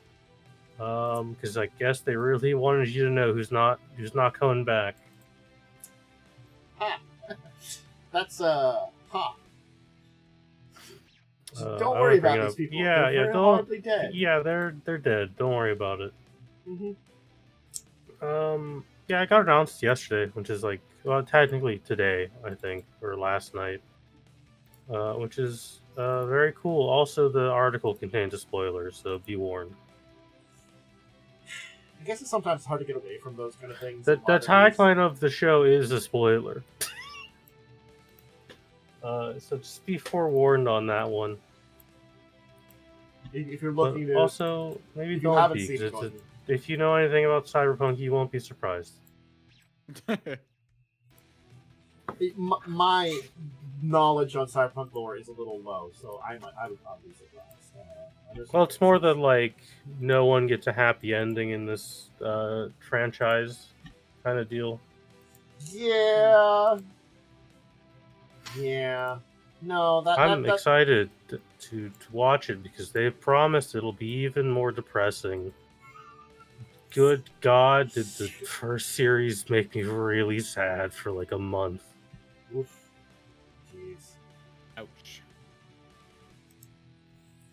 It's like one of those things, like, it's good but depressing, man.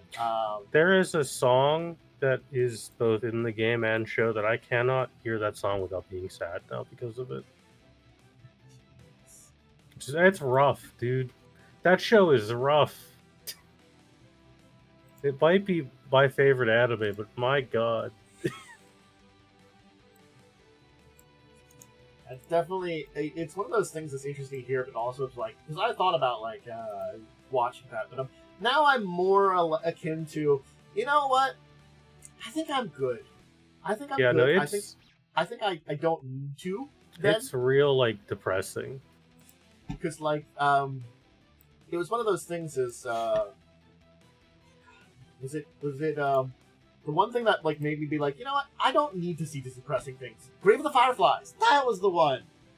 Having seen that, it was a show. It was a movie. Yeah, that was just like, I'm like, okay, you know what? I'm good. I don't need this level of depression on things sometimes. Yeah. I just don't. No, I'm glad that Cyberpunk is getting more things. Apparently, they're also doing an Apple TV show for Cyberpunk. Is a rumor I heard was going around for specifically netrunners. Okay. Sure, the hacker guys. I mean, again, like, and there's a difference between a story where, like, no one wins and it's ultimately depressing. Those are two different things, and I feel like they are leaning up into the darkened aspects of the. Yeah, I mean, like, the thing about, like, the literal, like, one of the taglines for, I think it's said in the video game, is like, you in Night City, you either, like, live as a nobody or die a legend, because that's the whole point, is you're playing a character who wants to be a legend, and in this setting, that typically means you die in a blaze of glory. Mm-hmm. Or in a horrifically depressing way. It's usually one. It's never an in-between.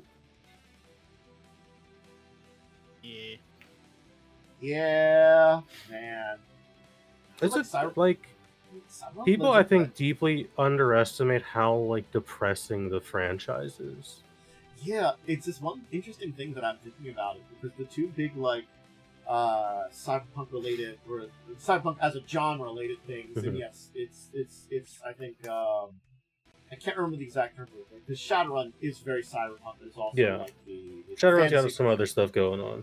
Yeah, but Shadowrun, I think, does a good job of being like, it's a depressing world, but you're like a person living in the shadows trying to pull yourself from the bootstraps. You're probably not going to. You're probably going to die horribly, but there's always that one guy that makes it somewhere. So it's sort of like, it's that, like, little bit of core of hope in a very dark and bleak world that I like a little bit. Leans into, like, a fantasy where you can make something of yourself still. Cyberpunk leans into the punk aspect very much of the genre, where it's fast-paced, lots of guns, living fast and dying young. I guess they lean more on the punk than the cyber, and Shadowrun leans more on the cyber than the punk. So Shadowrun is very much not a punk game. Yeah, I can see a good balance between it, honestly. But yeah, I feel like I like playing Cyberpunk, but usually we don't lean as heavy into the punk when we play it. I've played in the past.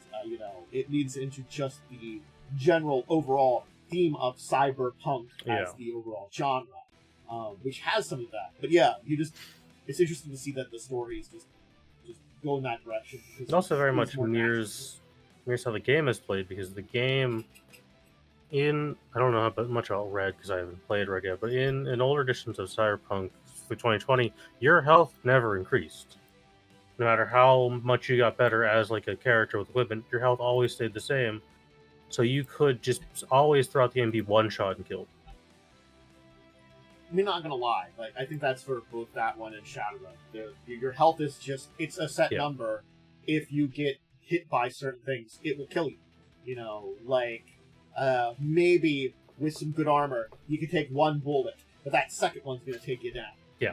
It's that kind of thing. It's a gritty system. They've both been very gritty systems that, maybe... It's not everyone's cup of tea. Yeah.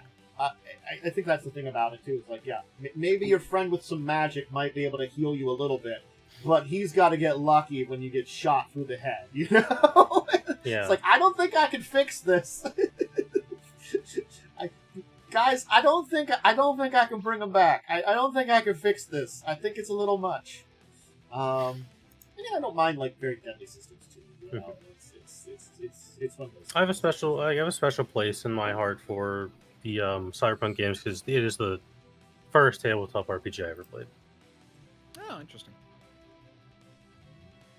We weren't allowed to play D&D in school because that was satanic. Cyberpunk, perfectly fine. It was.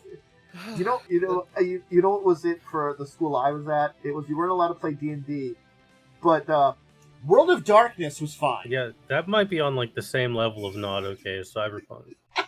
Yeah, I do. Yeah, I distinctly remember I think the core rulebook for 2020 on the second page is just a woman in lingerie, as a full art piece. We're talking early 2000s, World of Darkness. Yeah, grungy, edgy World of Darkness. We haven't had anybody with sense taking a look at this and being we gotta fix some things. We haven't had that yet by then. There was a couple of points by 2002 where some people were going, maybe we gotta fix some of this. It wasn't really until Onyx Path was there and be this isn't all bad. You haven't ruined everything, but we gotta take a look at some of this here. Guys, we gotta take a look at some of this here. And then, 5th edition's just whatever, throw it out with the baby with the bathwater, we'll just make something new.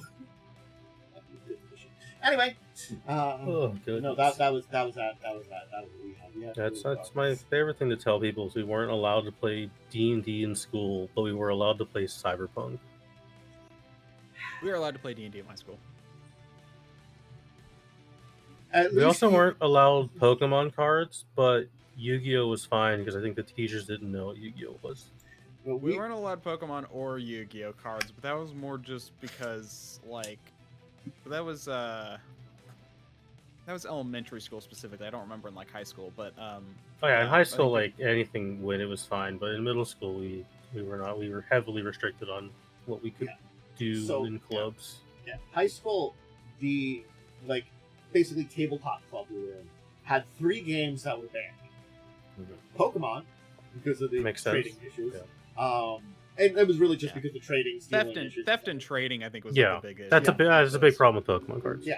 And Yu-Gi-Oh, which is why D&D they were both banned. And Spellfire, because Spellfire is technically D&D. Oddly enough, Spellfire was also banned. And I'm Spellfire was not a great game, but because it was D&D adjacent, it got banned. It also got banned. Sorry, Spellfire. You were a game. It's not a terrible game. It's not a great game either. Oh yeah, I always forget that TSR did Spellfire, like very shortly after Magic came out, and it's like, well, sorry guys, Wizards beat you again. Yeah. Spellfire at least wasn't necessarily a cash grab. It was sort of one, but it was like it just had its other issues. Like I've explored, I've looked into that before. It had its own issues, but you definitely can see like the post Magic era had like a lot of cash grab stuff. It's the first trading card game, technically. Yeah. So what's really interesting for me is I don't think we had a lot of like bans based on content where I grew up. Understandable. Like, most of it was practical, like no trading cards because there was a lot of thefts and stuff, and no Game Boys or DSs or anything. Because we weren't allowed gaming stuff like gaming consoles at school just because that could get stolen and it's a distraction. Yeah, that kind of thing too. In fact, I had a friend who actively got his stolen, and then when he reported it, the guy was like, "No, it's mine," and the people did nothing about it. Yeah, it usually happens. So, like, I encountered this, but it wasn't... Well, I encountered a couple of things. I encountered the store that made counterfeit Pokemon cards. Ooh, but nice. I bought stuff from them, but I never bought the Pokemon cards. What I bought was stuff that they would not counterfeit because I didn't know better, and they sold Falling Empires for really cheap. Falling Empires was not a good Magic set. We'll just put it that way. It was that in Homelands. It was an era for Magic. They made some pretty bad sets during that era. I remember going to that store and buying stuff from them that were those sets. They would not counterfeit those. Those were bad sets. And even if they were trying to counterfeit them, was insane. You can make a profit on them. Remember, technically the first... This is going to sound real dumb. Technically the first trading card game I got into, it was not Magic or what you think it would be. It was the... I think it was the World of Warcraft trading card game. Because that was a thing that existed for a little bit. Well, because I played on so much World of Warcraft. As a kid. Warcraft trading card game. That makes sense. You said Warhammer. Oh, no. Well, there is a Warhammer one, but I don't think that one ever made it to the States. Yeah. That makes sense. I think the WoW trading card game lasted for a pretty long time. There's certain trading card games that when I look into them, they last a lot longer. There's others that die pretty quickly, but if you'd be surprised at how many of them lasted 3 or 4 sets worth of stuff.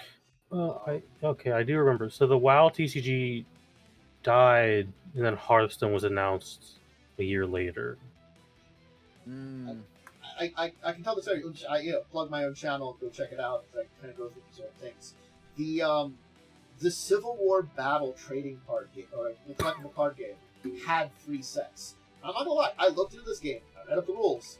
It basically, for those people that play those miniatures games where they do real world battles and stuff like that. People do that for ancient battles, World War battles, Civil War battles. They do that. It's a style thing. And it was made for those. It was actually really interestingly made. But I'm like, this is only for those type of people. It's not a bad game. It's not kind of audience. Remember the World of Darkness one, Jihad? Yes, that became. I think it became Eternal Struggle. The Eternal Struggle. It was called Jihad at first. There's unfortunate. Yeah, I mean, that's not a bad word, but in American culture, you can maybe understand why they changed it. It was changed before everything happened in 2000. So keep that in mind. But they really did change it because it's not necessarily a bad word, but they think it was spelled wrong. It's spelled wrong. Spelled with a Y. They were very culturally appropriating the concepts of it there in a lot of ways, and I think that's why they changed away from it. It's because that was technically in Vampire, but they walked away from what they were calling it that in Vampire. It was supposed to be the eternal struggle between the Methuselah, the Elders, Yeah. I mean, everyone had a trading card game at one point, and then most of them collapsed. Yep. And now we're getting like a new golden era of it because Magic kind of sucks. Yeah. I mean, to be fair, it's so interesting. We're getting like a golden age of RPG because D&D is starting to suck. A golden age of TCGs because Magic's starting to suck. Man, what a coincidence.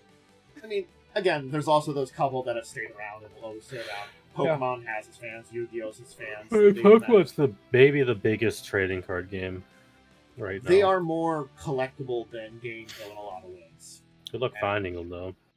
Yeah, that's the problem with Pokemon, is the game actually is pretty terrible, but they've just are such a collector's item. And again, people like the game still, but again, it's just more collectible. I know. Well, I don't know. Like, maybe the mechanics have changed enough to where it's actually, like, fun. But, man, I remember how terrible it was playing. I don't know how to play the Pokemon card game. I haven't watched it, but I have seen some people on Twitch play the Pokemon, at least the online version of Pokemon. There's the online version that I know people do play. Yeah, so basically, so first I have off, energy, right? Yeah, you have energy. Second off, evolution is actually a thing you have to do. So you actually have to start with like a Pikachu, then evolve it into a Raichu. I forget how that specifically works, but so it's almost like, yeah, so you have to like evolve it that way. Thank you for saying a Pokemon I know, which is a very limited number. Yeah, and then you have to like use the energy to do the attacks, and because like, and so you have to use that to do all the attacks, meaning you basically have to fill your deck with, if I remember like people telling me like 70% energy. So imagine if you had to do like 70% lands. I don't think it's that bad. I think that is for some more extreme kind of cases. From what I've seen, there's a percentage of energy. Again, the rules may have changed, but I remember like you have to use the energy every time. Like that's what it was. No, you kept the energy on your Pokemon. You didn't use it up. Okay. You can only play one a turn. But every energy you attach to a Pokemon stays with that Pokemon. So it's possible that like what I was taught was a variant or something, like a variant way to play. That could have been. I remember like, I remember it being like you had to like basically you had to have a bunch of energy so that way you could play it all to like do an attack and it gets like discarded or something. That would never. It does get discarded in certain ones. Like I think like in the original Charizard, you had to discard the energy to use it. It's a big attack. So, but the thing is, you were only supposed to play one energy a turn. So it's like one land a turn for Magic. You can't do a lot of big attacks if you use up your energy. That's an interesting variant. I don't know how hard that would be to play. I mean, again, I was taught by a friend, not like any official source. Gotcha. And I'm like, this is terrible. Who would play this game? That's one of those things, is when someone either plays a variant or a different way of playing it, it can like turn you off if you're not doing official rules, unfortunately. Yeah. I have seen stuff like that before. It's an interesting. I mean, I would not be surprised that that is the wrong way to play, because it wasn't fun.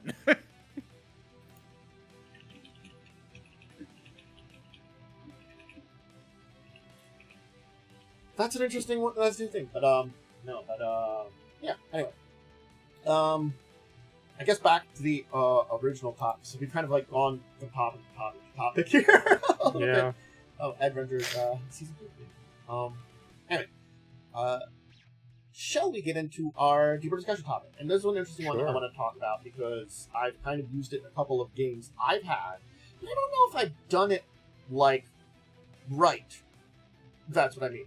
And that's the cults as a enemy or group in TCG or CCG or TCG or role-playing games. Role-playing games. There you go. I did it. All of our Magic and Pokemon top. Congratulations.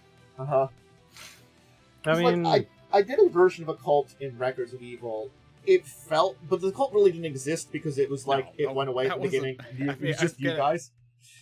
Yeah, no. Also, getting people to play cults is a thing, is a choice as well.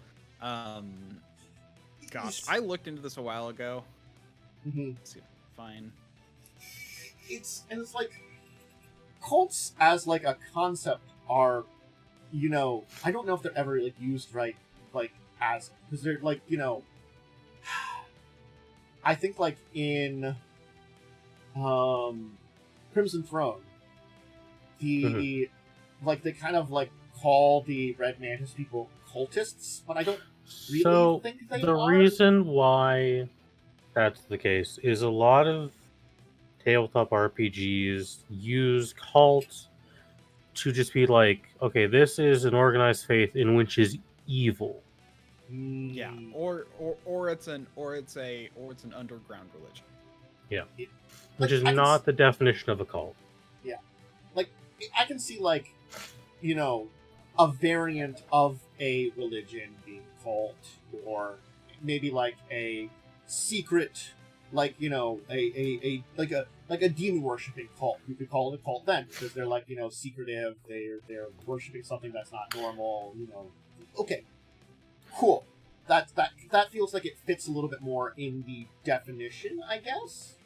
But I guess is that we just never use the proper definition. It should also be noted, cult is not inherently a negative term. In English it No. is, but historically cult has been used to simply describe smaller religions.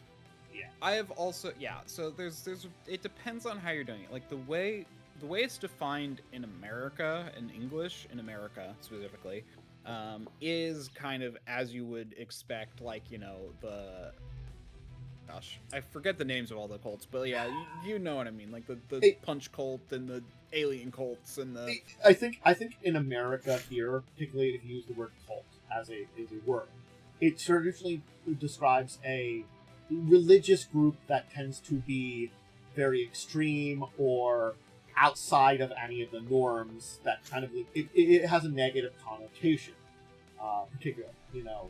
Oh, they're just weird and outside the norms completely. And yes, I'm not going to lie, when you talk about some of those major cults that have done things like off themselves or do worse, that's not really a great sign, you know?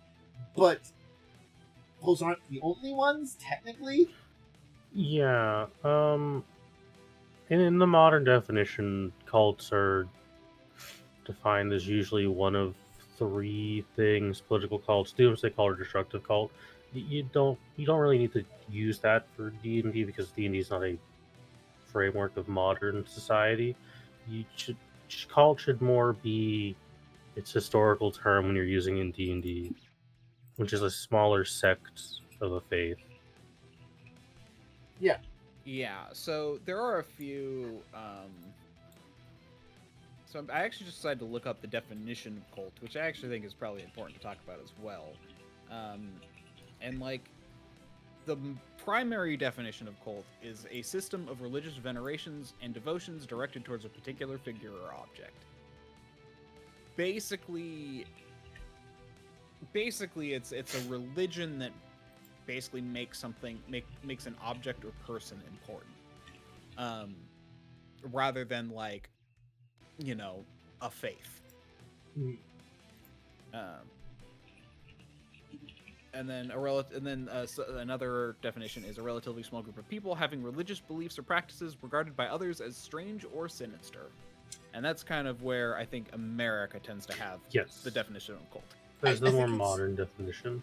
I think, like, my example of records, though it wasn't great, it wasn't bad. Because it was like the idea of, like, you were all these weird people that have been joined up with what was supposed to be an outlier cult of Asmodeus. And, like, when the cult went crap up and disappeared and you guys were left on your own, you're like, well, we're the guys that just, like, were in here for stupid reasons, you know. I guess we'll continue going because we were part of it, and you weren't good at it. I think that was the point in a lot of ways. It made the story more interesting because you weren't great at this, that you were like, yo, we're worshippers. And then they recruited Momo's character, who's actually, like, I wouldn't call it good, like, good or bad, like, you know, like, a useful member of, like, Asmodeus' worshippers. I maintain the opinion I was the only actual evil character in the game. Well, okay, my character, you were the only lawful evil character. My character was neutral evil.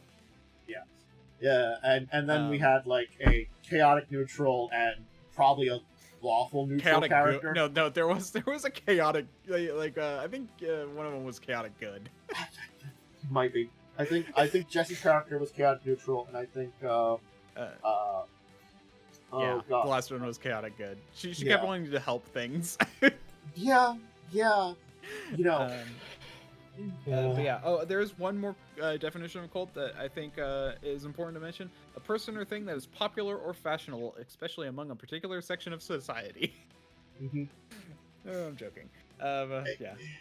It's interesting to see because, like, yeah, I think, like, especially, like, going through and looking into a lot of interesting, like, lore or in games that I've had and, like, you know, D&D, Pathfinder stuff. Traditionally, they do use a lot more of the traditional cult terms, but it's kind of one of those things. It's like it's unfortunate that they do just focus on the evil cult a lot of ways. Evil aligned deities tend to get labeled cult because it would be a bit taboo in most Western nations at the time things were published to be like, this is an evil religion. Yeah. No, like, I think if you want to, like, because realistically, most of what, even now in D&D, what you do for cults are evil religions. Now, you can make them more culty, because, like, you know, I mean, if you have a society that's dedicated on destroying the world, you probably do have to target people's weird psychology in order to get them to join. Exactly. There's a specific mentality attached to what a cult is. Yeah. Which is where, like, the idea of cults start to come in. And I think it's interesting why, like, the main definition says directed towards a particular figure or object, which makes me think of, like, a person. So it's like it really does require, like, that charismatic person, or a person who, like, has some sort of like fixation or fixates people on an object of some kind. And that's where things start to get weird. Yeah. I think it's one of those things that, like, I would like to see, you know, honestly, more traditional, especially because I think the big point in time when you talk about these is the fantasy. Because, like, if I'm playing a game set in a modern world, having a modern version of the cult makes sense. You know, I'm playing a World of Darkness game in America, and you encounter some kind of weird cult.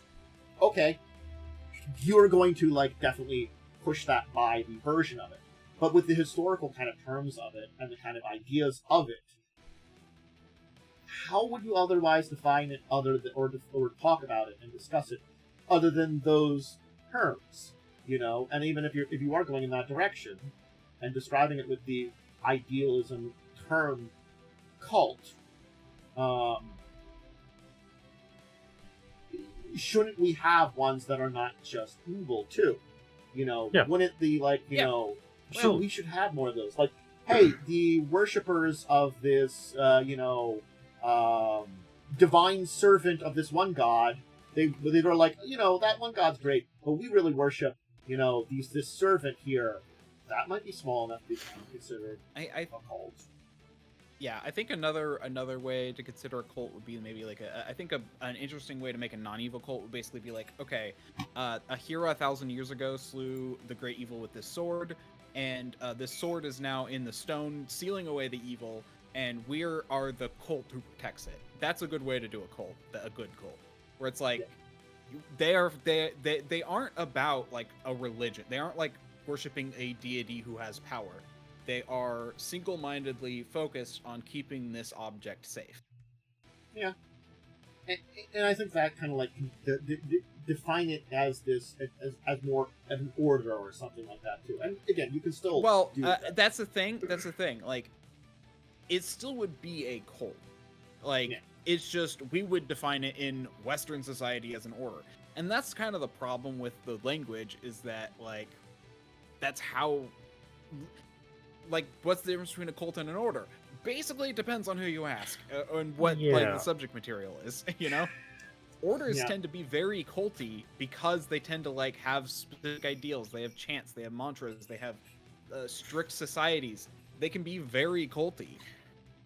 One of the best examples, and I know it can be a little boring to research, one of the truly two best examples of how to handle cults are genuinely Rome and Greece. Those are the two best examples of how to handle cults, because those two societies historically have had a number of cults, and Rome had a practice of absorbing cult into its own religion. Yep. I mean, you can see like all of the minor Egyptian and other deity cults that were in like Roman eras, and there's a lot of like ancient sects and stuff that people talk about in a lot of ways that are technically more defined as like cults and stuff like that. So, yep. Yeah, I mean, yeah, and that's kind of the thing is most cults, in my opinion, like there really is a point where it's like you can either there are a few ways. It really just depends on how you define a cult in your setting, and that's really kind of the thing. Our cult's just evil religion. If that's how you want to use the term cult, then that's perfectly fine, honestly. Yeah. And even modern day, I don't think cults are necessarily evil religion. They have a negative connotation, but usually they're just again, honestly I'm saying, speaking, like, if you, others. I'm just saying if that's how you want to define it in your setting, then you can define it that way. If you want to make it more literal, where it's like cults are groups that take advantage of, like if you want to do it in a more literal sense, cults are groups who take advantage of people. You know, they take advantage of a certain mentality that is common enough in humans. Unfortunately, I think tragically in most cases is if you want to use a lot of the concepts behind these groups and like again, I think the definition of the word maybe doesn't matter as much as the essence of what you're creating, and these kind of groups, if you're using them in your adventures as you go, you kind of have to, at very least to your players, define what that means and what it is. You know, it just can be a general. You can be like, this is like, rather than just saying this is the cult of blah blah blah. This is they say like this is the evil twisted cult of this thing, or these are the these are the cultists of blah blah blah. They are not necessarily an inherently evil person. You can say that to your players, a good way to handle it potentially is if you could just have basically present cults, if you want good and bad ones, as religions not recognized or are outlawed by the nation you're in. Yeah, I would also say you could also do it as cults could also be ones that worship very minor figures, maybe even those who are only like like those who worship demigods rather than those who worship gods or something. Like they're a cult because they're not worshiping like a straight deity. You know, like there are ways to define it. Yeah. So I think that's definitely getting that definition out to your players when you describe something is important too, because that's the like. Again, you can present it however you want in your games, but you should kind of like, because there is this kind of like, the word means a lot of different things in different contexts, from like history to, modern connotations to Western connotations versus other, or American connotations versus other places in the world. You have to kind of then define that to your people. And you just have to make sure when you're talking about it, you present enough of that definition that they pick up what you're talking about. You don't have to go into full details. You don't have to go into full definition. You just have to kind of present it to them like, hey, yeah, this is what it is. And they can be your villain. They don't necessarily be. They can be just an antagonist, a helpful thing, depending on how you want to write it.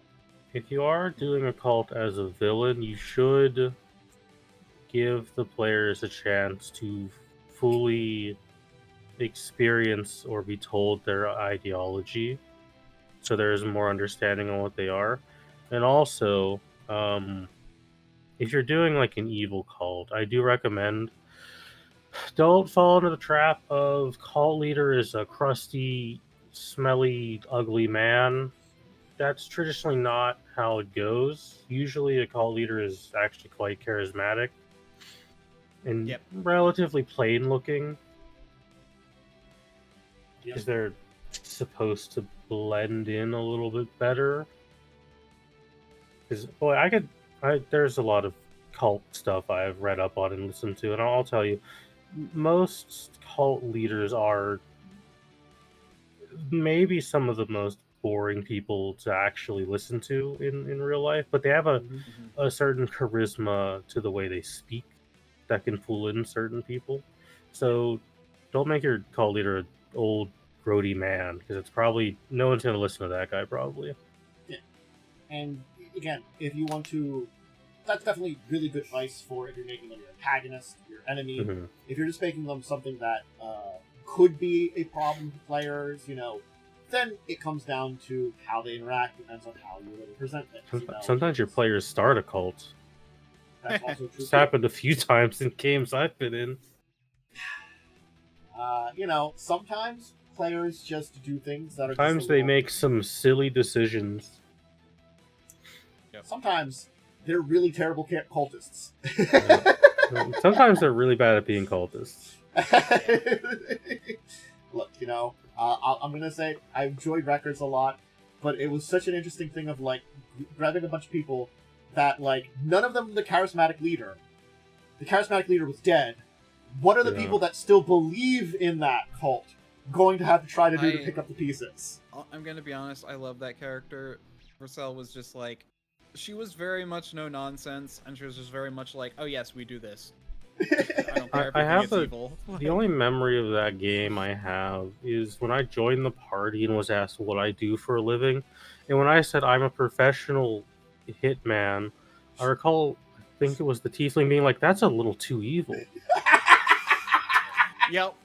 Yeah. And I'm just I was very. I kill people for money. I just remember the two other things that I remember about the game is convincing a woman to basically birth an evil god, and then that was a thing. And then running Asmodee. It's sort of those were just two songs of the same book. I love the idea of Asmodee.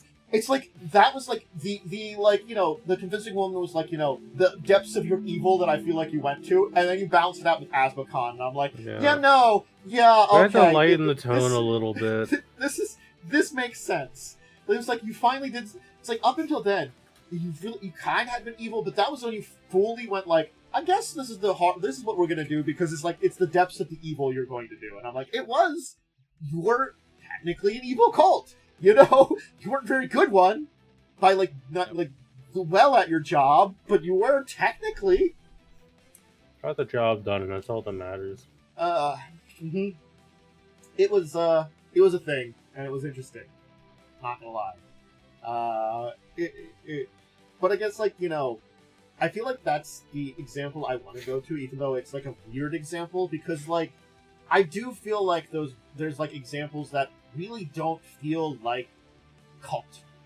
Okay, going back to Crimson Throne, because there's two reputation cults there. Only one of them feels like it, and that's to the I can't remember the name. The Plague God. That feels like a. Well, that's a death cult. By most definitions, because they're doing death things. Yeah, they're a death plague cult. They actually felt like a cult because the religion is. Can you hear me? It's Orgotha. Yeah. Right. It sounds correct. I think it's Orgotha. Yeah. Orgotha, goddess of physical excess, disease, and the undead. Miracle at home. Oh, or my brain was not pronouncing it correct. I kept trying to put an O in front of it, and it's a U, and now I'm seeing it. I'm yeah, you're right. That's fair. Okay. My brain wasn't doing it. No, that was a cult. There was a leader. They were worshiping the idea of disease. They were trying to do something that was they were also very inducted. Now that's the thing. I would argue that they worked, they were a cult that worked with the corrupted people of government to further their own goal. Yeah. So that was the one that made sense of it. But then they also kind of referred to the Red Mantis people as cultists, and I'm they aren't. They're just the Red Mantis assassins, and they didn't do it completely. But there were some of the things in there that were very culty, the way they kind of presented it. I'm in most games of Pathfinder, you would refer to someone who worships Asmodeus as a cultist, even though Asmodeus is a well-established and legal religion in a majority of nations. Yeah. I feel like that's why it's like, I feel like that's one of those things. This is a difference between early Pathfinder and later Pathfinder. They do a much better job kind of breaking down this distinction a lot. Well, they just had the honestly It's just they, the old- they it's had just the the old second writing. definition of cult. Yeah. The second definition of cult, religious beliefs that are sinister or Yeah. considered sinister. They went, and they also went very like, in traditional D&D, evil cult, evil. That's in fantasy though. Like it's like it's an evil cult in fantasy. Yeah. Yeah, well, Wicca, like 20 years ago, well, honestly, I would say 20 years ago, was called a cult. It's like nowadays they're called a religion, you know? Yeah. There's still people who refer to as just general occultism as cult things, even though it's just an alternative system of belief. Yeah. An alternative worldview. So that's the thing, is old school stuff, like, again, stuff in the 90s, was just, it still had that cult, and that was also, there was a lot of cult craze going on then too as well, like with that's when a lot of the psychological UFO cults were there in the 90s. Big one, Heaven's Gate, which is still technically around, by the way. Yes. That was an interesting one to learn about. Thanks to the Illuminati podcast. Great episodes on that one. Actually, that does remind me, there's a cult that worships psychedelics. I wouldn't consider them necessarily evil. No. They just believe psychedelics are the path. And that's pretty cool, honestly. It's that thing that you can say, like, oh, Heaven's Gate. You hear about the horrible thing where a bunch of them, their own lives. They survived that. Like, well, not the people that took their own lives. They all died. But the group survived that. Still lives on, kind of technically. Yeah. It still has members. That's such a weird thing. Which is very, very strange to think about. Yeah. Yeah. It goes to power belief, though. You know? Yeah. And I would argue that the cult that worships psychedelics would be a cult because they worship more of a object or like, in a way, rather than like a traditional, like, rather than using a collection of beliefs. And I think that's where, like, if you're going to be more literal on the first definition, you have to go with that kind of. I think that maybe is a good thing that, like, when you define your group that you are calling a cult, try to go with it that has something that, has a strong set of beliefs, might be good for, like, helping define it and putting it together in your games, because that makes sense. And you maybe don't have to explore the entire set of beliefs, just enough for your players to understand it if they want to. Yeah. And especially if it's an antagonist, as we said, then having it that they, they're going to fight against them, understanding them is going to be very important part. If they're just going to be encountering them for story reasons, an easy way to have a cult like build and explain what they're all about is reasonably, most of the time, if your party is like, we've defeated these cultists and we're learning about them, there's a good chance that leader is going to be like, what if I can get them on our side? Yes. Join us. Also, like, cultists are oftentimes one of the kinds of humans who will actually fight to the death because they're fanatical, so they tend to be willing to die for what they believe in. Not everyone will, though. You might actually find someone, like, if everyone else died and then, like, they're the last one and you happen to get the right person, they'd be like, oh good, they're all gone, can you please save me from this place? Like, that's another way to do it. Like, that'd be a cool thing to be like, okay, I'm now out of this, can you save me? Like, because, like, the other people are, because, there's a social pressure. It's a lot about social pressure. So if that social pressure suddenly disappears, someone who may have been unhappy might want to switch sides. That's a fun thing you could do with cults. There's exploring with it. I think that's an interesting part of it. There is stuff to explore. Yeah. Another fun thing about cults is they often have a lot of mantras and slogan mantras and like sayings and stuff that they will like say. So basically, like, imagine like you're torturing someone. They go like, you're talking to them and they're like, no, only the golden can become the grand. And it's all like, what the frick does that even mean? Well, it means something to them because they've been indoctrinated to know what it means. And that's also another fun thing where it's like deciphering these kind of like mantras could be a way to like figure out what the cult's about, or there are good storytelling elements built into this entire thing, because again, like, as much as like kind of like we wanted to take a step back and like kind of move it away from the extremism to begin with, This concepts and the ideas of the cult tend to be used for extremism. And it tends to be something that's a little different, whether it is an enemy of your people or not. It still will be something that will be a challenge for your players to interact with. If they get in a fight with it, okay. If it's their enemy, okay. If they just encounter it, yeah, they might not be able to understand it or communicate with them the way that, they want to, because these guys have a way of doing stuff that is, in a lot of ways, extreme in comparison to that. Yeah. Because there are a number of things that cults do. I mean, if we want to actually get into, how cults work, the reason it preys on... It basically preys on people by promising a lot more than... it's like, oh, you will, come to... our cult, and you will know what it is to find love, and you can become part of the greater whole. It's a lot of it's about bringing people to community love or hope, that kind of stuff. Longing, you will find peace with us that you did not have otherwise. Join us.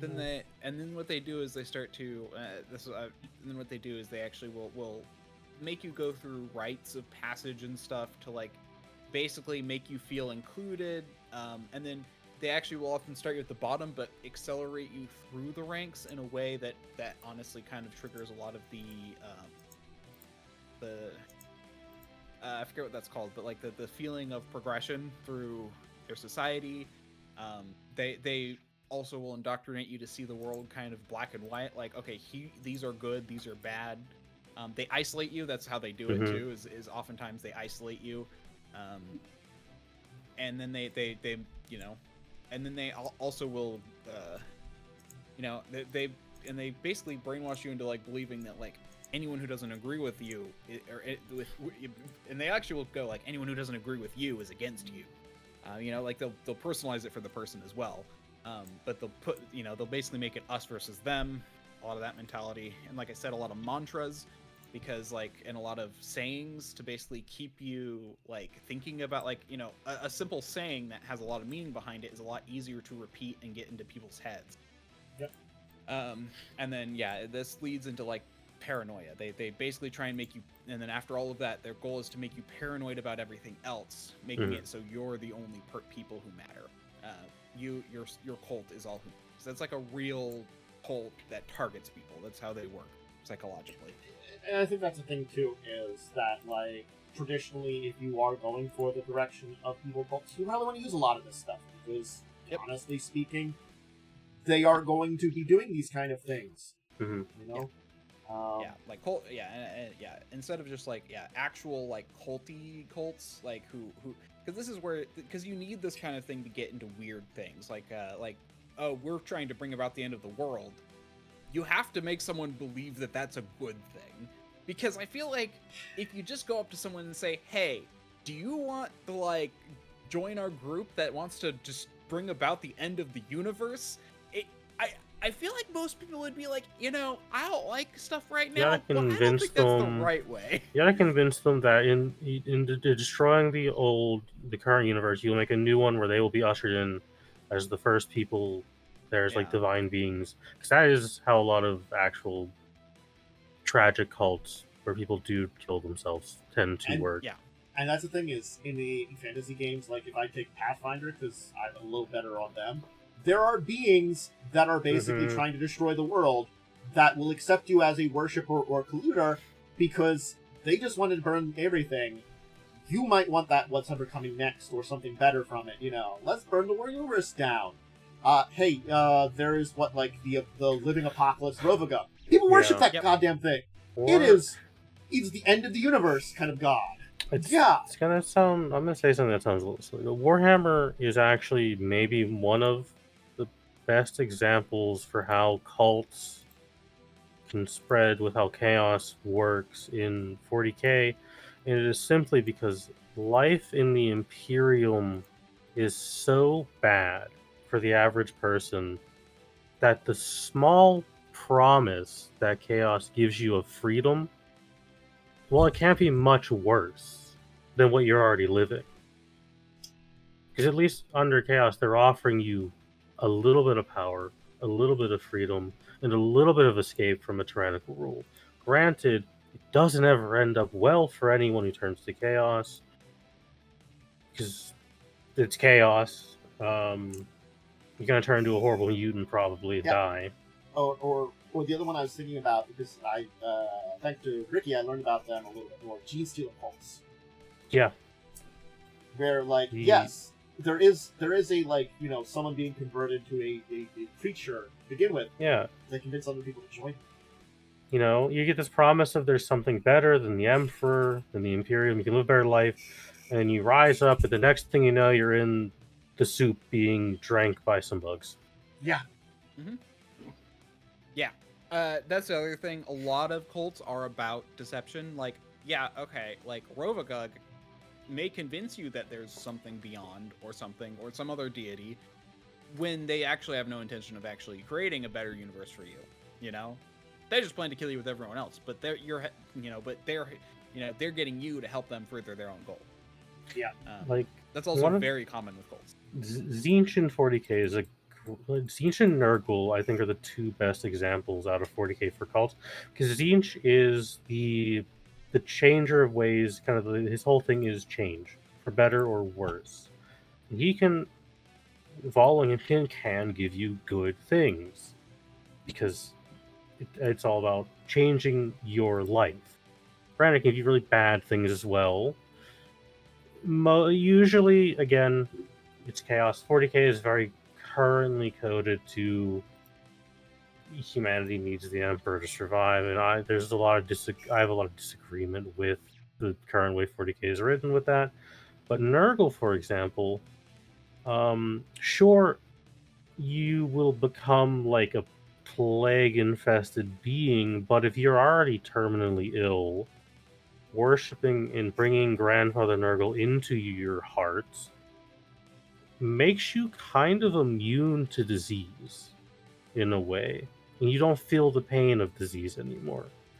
And in 40k, it is often shown in books that Nurgle cultists are overall very happy and jovial about their position in life because they are being offered something that is actually beneficial to them, versus the other three, which will excess god, which is usually bad because take a big look at any Slaanesh cultist art and you can see what's wrong with them. Khorne, you're just gonna go crazy and murder people, and then Tzeentch is a fucking bird man who's got plans upon plans, who loses all the time, so you don't want to be part of his cult. He's a loser. But yeah, cults can still be evil and still give something good, which is why I like Nurgle as an example, because he is making you immune to disease and making your life kind of a little bit better. Yeah, and there are also groups that are cult-ish. I mean, that's kind of where we talked about orders, where it's all like, they're actively doing something helpful for people, but they do use a lot of the same psychological tactics as a cult. And that's where, I was kind of saying, it's like, well, it depends, on how you just what you want to call it, If you don't want to call things that benefit people, if you want to, say things that benefit people aren't cults, make that consistent in your world. Honestly, my big thing with writing is be consistent. Don't, that's honestly the most important thing. If you want to make it so evil religions are called cults, but weird, creepy, psychological people who want to just, trick people into their own benefit, you can call them, orders or groups or sects or something, you could just be consistent, if you label something, make sure it's consistent. Yeah, it's very important. If you can come up with a definition of how you define one of these things in whatever world you're running, keep that definition.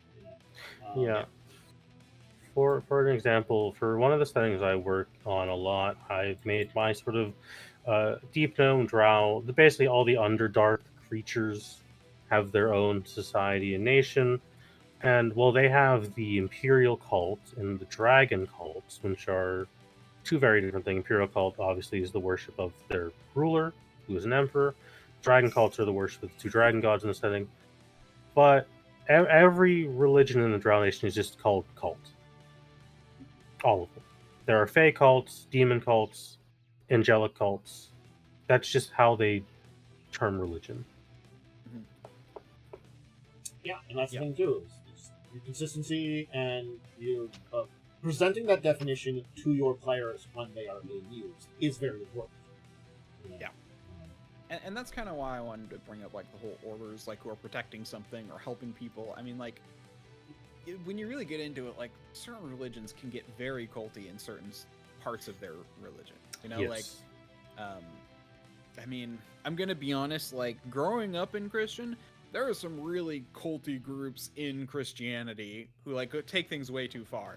You know, but they obviously wouldn't be called cults, but they use a lot of that mentality. I mean, to I have get a people. friend who grew up Pentecostal, and everything I've heard is like that's a cult. Yeah. That fits like the definition of a cult. Yeah. You know, and there's a lot of psychology there, and it's the thing. It's like, do you define it based on psychology? Do you define it based off like what they worship? Do you find it based off the tactics they use? Do you find it based off, you know, whether or not something's considered evil in a setting, you know, or isn't or not inherently evil, because you can have inherently evil things in a setting. So it's kind of just it's yeah, because like, you know, I was part of like a weight loss group for a little while, and man, like I actually really thought like, man, a lot of the things that they do here are very culty, but ultimately it's for your benefit, you know. There are techniques that are often used by cults, which can be positive to use psychologically and can be used in positive ways. It's just the thing is, traditionally the more wicked side of cults use those techniques for their own benefit. Yeah, and that's the thing. Like, people in cults do tend to be relatively happy. It depends on the cult and depends on the person, obviously. But I would say probably like the majority of people in a cult tend to enjoy their times in the cult. So like, and that's the thing is you wouldn't be there if you didn't feel like. I mean, that's the thing. It's like we're communal people. We're communal beings. We like to, you know, we like that interaction. And when you have people praising you, you feel good. That's why people tend to be happy in cults.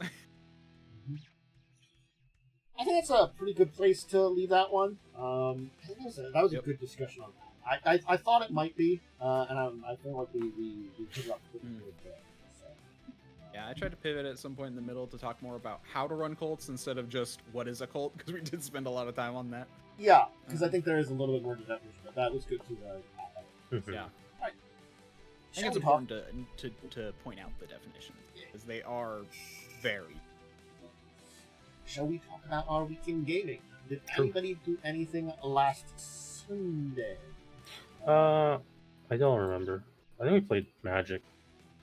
I know I've done a little Magic this week. I did end up doing some. Yeah, we played Magic, and then that one bullshit card that just kept changing hands to attack people every turn. Oh my god! That Assassin's Creed guy. Oh my god, I'm beginning to hate the Assassin's Creed set more and more. No, it's like genuinely maybe the worst thing Magic is unironically released. Like, okay, so basically the entire thing was built for Commander. Honestly, I would say. It got bigger. Yep. It got passed around. So on everybody player's turn, they got a hold of it. They could not sacrifice it, but had to attack with it. Yeah. But they could not attack its original owner. Yes. So, unless that was the only person they could attack, I think. Yeah. So we were just basically murdering each other. It also had trample, so you really couldn't block it. And he got it out like right away, so no one had any creatures kill it. Yeah. So it just got so big, no one could deal with it. Yeah. It was awful. It was a terrible game. Yeah. Terrible time. It's like I never got anything I could do to deal with it. Like there were things to deal with it, and just it was so hard to. It was insane. I think that was like, you know, I was just like, wow, this is a game. It sucked. I think it was the only game I was able to join for too, which really felt bad. Yeah. That was that. Mhm. Did anybody have anything on Monday?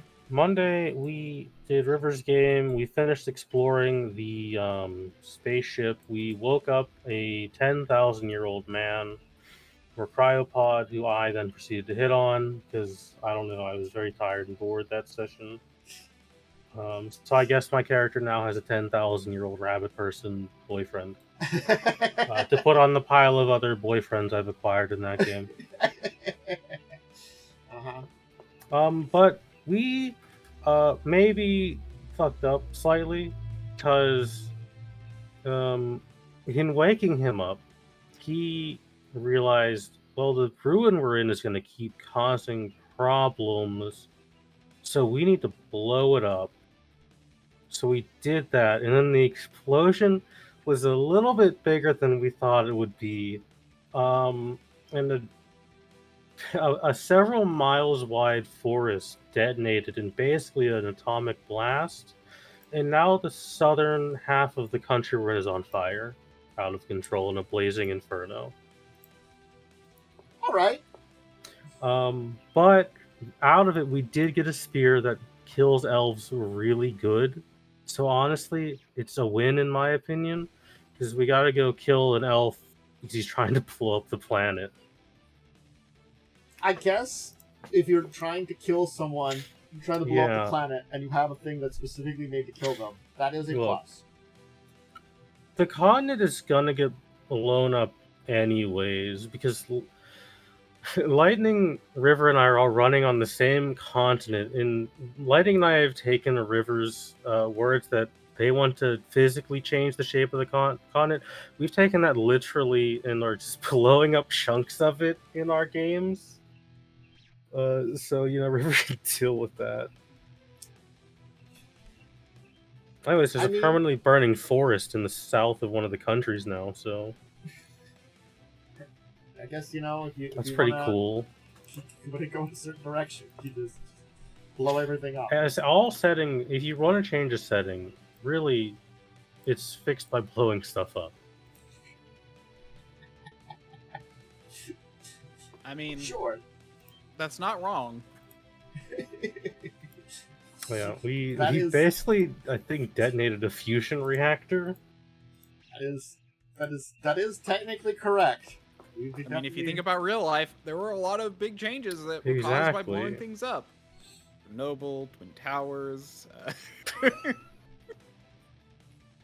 Yep. Those are the first two off the top of my head.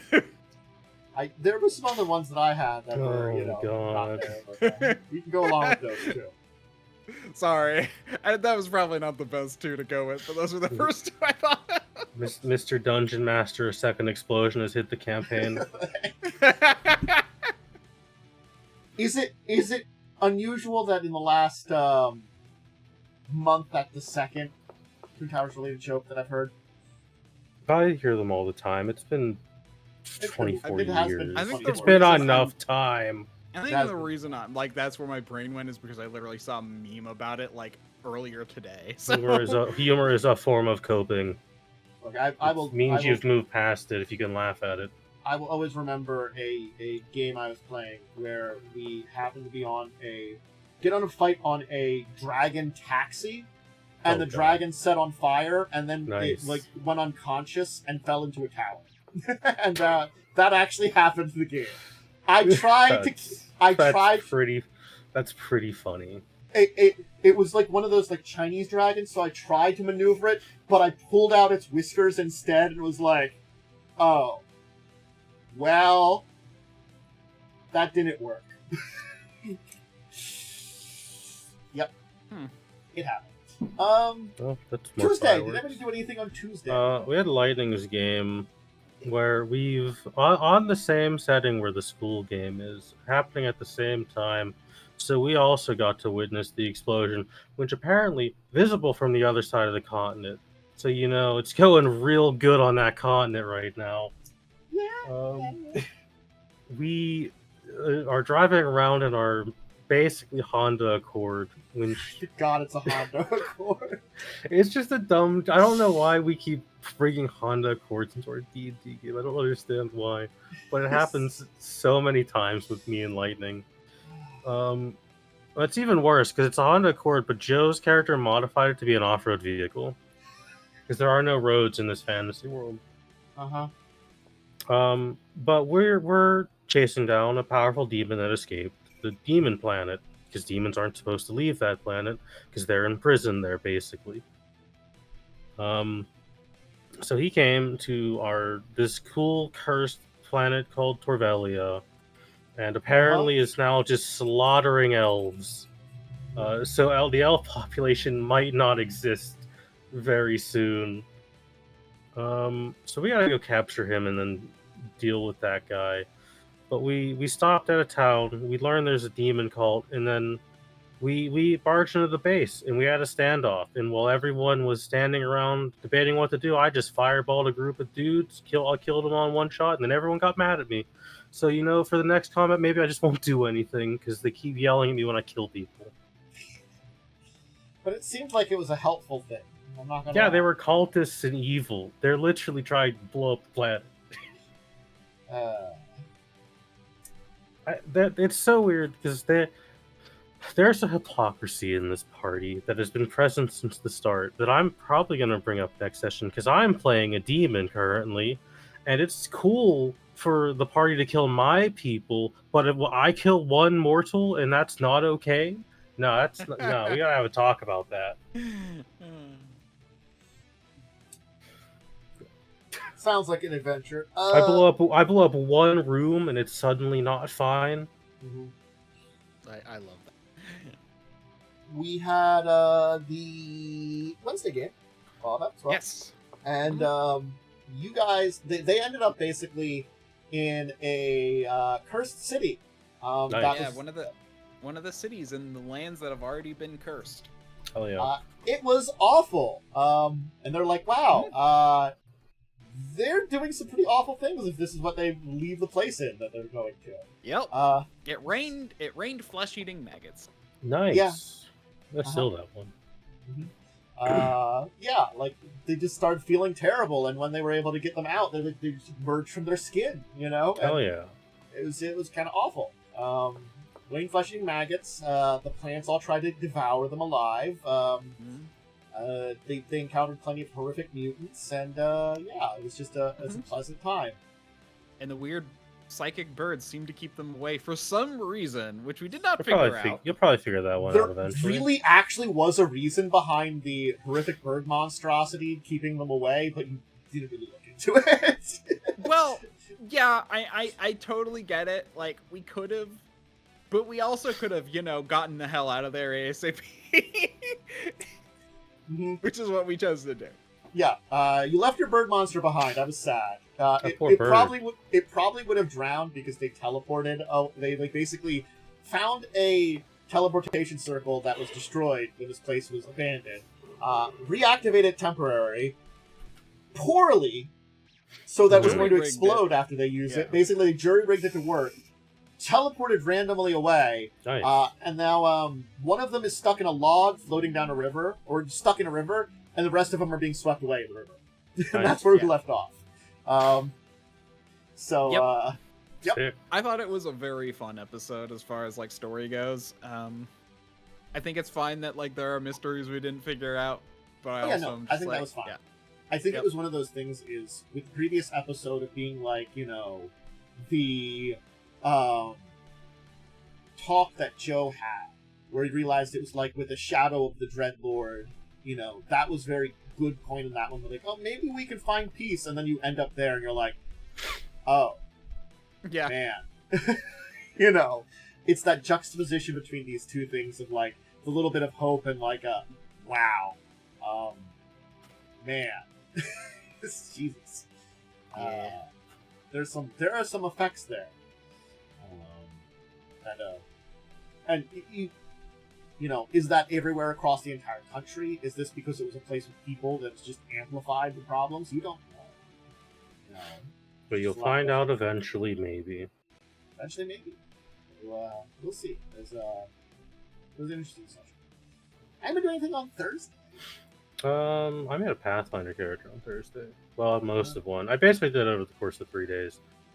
I'm playing a Paladin, finally, because Sel and I talked, and we both agreed it's stupid that Paladins have to be lawful good. So I'm allowed to be a neutral good Paladin, because that's fine, who cares? Yeah. The archetype I've decided to pick is the one that gives Paladin swashbuckler things. And boy, let me tell you, this has been an annoying character to build, because feats are worded very poorly in Pathfinder. And also, for some ungodly reason, most of these Pathfinder archetypes give you more skills. This one doesn't, for some reason. So Sel and I have been working to make it less painful, because Paladin already doesn't get enough skills. Bad at rolling anything is Paladin. But I'm playing a light armored Paladin who gets a bunch of swashbuckler abilities. And I can... The archetype lets me skip ever having to take weapon finesse. That's pretty cool. Which is very nice. I did once again consider playing the Holy Gun Paladin, which is just a Paladin with a gun. But it's kind of bad. It's this weird thing of like it's got this kind of interesting flavor, but it does have some problems with it, other than it shoots things. Yeah, it's kind of the bad. ranged smite is like the only good thing about it. The one I'm playing is Virtuous Bravo, which again it just gives me swashbuckler steeds and AC bonuses for light armor. And lets me add it just gives me weapon finesse on piercing weapons by default. And I always have the weapon finesse feat for the purposes of picking future feats, which is quite nice. I can't use shields though, which kind of sucks, but hey, whatever. The game's kind of like cursed because Joe's playing an alchemist, which is a cursed class already. Yep.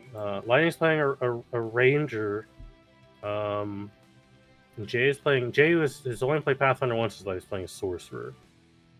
But the game is cursed because we're playing Hell's Rebels, which is a charisma-heavy game, and 2 characters have dumped charisma. Lightning has 7 charisma in that game. So Lightning's not going to be doing shit for the first book, besides fighting people. And then I think Joe has 8 charisma, because Alchemist doesn't need charisma, and I think Joe took a thing to let him use int for diplomacy checks, which is I think it's a trait you can take in Pathfinder. It's just like a billion traits in this game. There are a billion traits. That might be a trait. It's either a trait or a feat. I think I've heard of that one where it's like, you know, it's a little better though. You can be diplomatic, but you can appeal to their, you know, like just actually them. Yeah, you actually them and convince them, you know. Yeah, with facts and logic. Yeah, you actually, but don't sound like too much of an asshole, which is hard. Yeah, it's been interesting building a Pathfinder character that isn't a caster, because the archetype just removes casting from Paladin, which is fine because Paladin doesn't have a great spell list anyways, and you don't get spells until 4th level. But something that is really weird is you don't lose spellcraft, but as this archetype, you don't have magic. So we had to, like, Sel and I talked, we're like, this doesn't make sense that you get to keep spellcraft. So we're going to take this away and give you, like, acrobatics instead. Because that makes more sense for the dexterity paladin to have. That does make a lot more sense for that one. It's just weird, you know? Also, the TSFRD continues to be a garbage website, and the Archives of Nethys continues to take a billion years to load, so... TSFRD, it has all the information, but it's got a lot of issues on its own. It's Archives got... of Nethys. I've never had a ton of issues with Archives. I don't know. It's taking so long to load 1E stuff. I don't know why. Yeah, I haven't had it. I traditionally had problems with 1E stuff too. We did learn something really funny because of the way that the PSFRD has to, like, legally distinct archetypes and prestige classes. Because my original idea was going to be a fighter. I was going to do the Sword Lord archetype. I was going to dueling, and then I was going to take the Sword Lord prestige class. So I would have been a Sword Lord.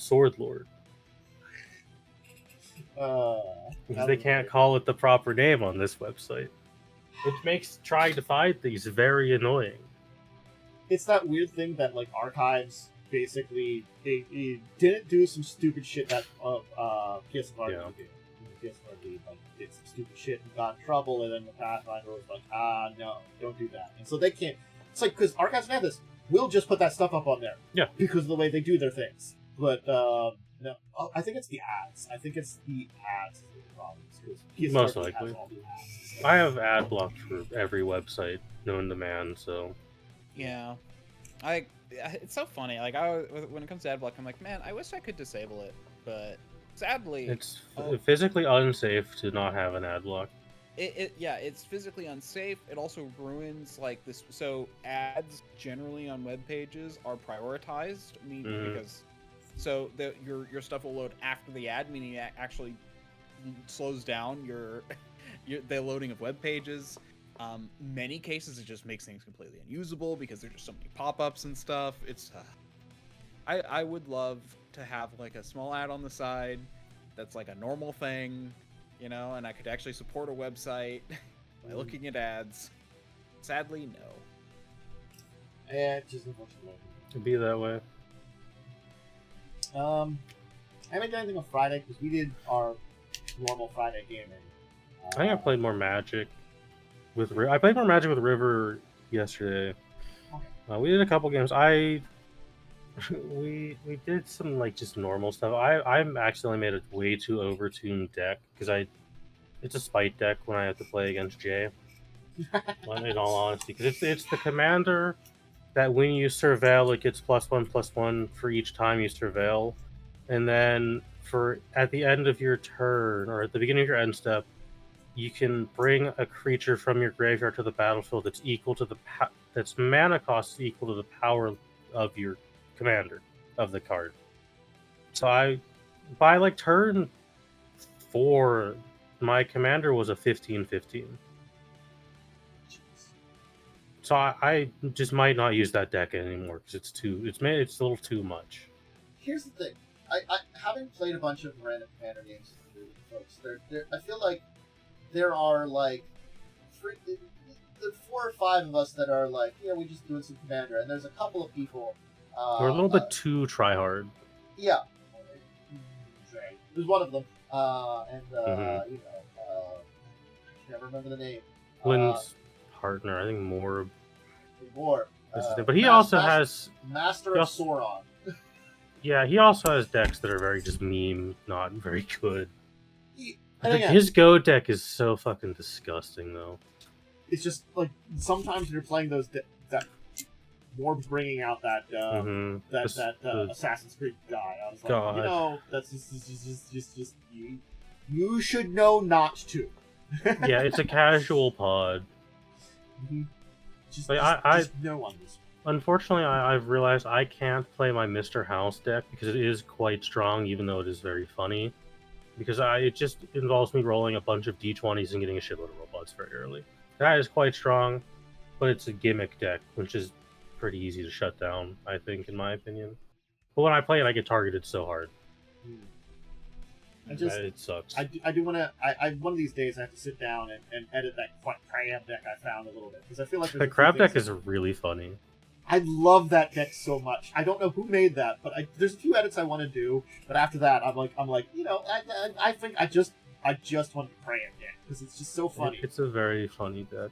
It's got this it's this octopus brought all the crabs to the yard. Because I understand the octopus being the commander, but because it's not really a great crab commander, but still. Yeah, in the second game River and I played, we had maybe the most Magic the Gathering face-off ever: Sonic the Hedgehog versus Captain America. It is not. Let me tell you, Captain America is a broken-ass card.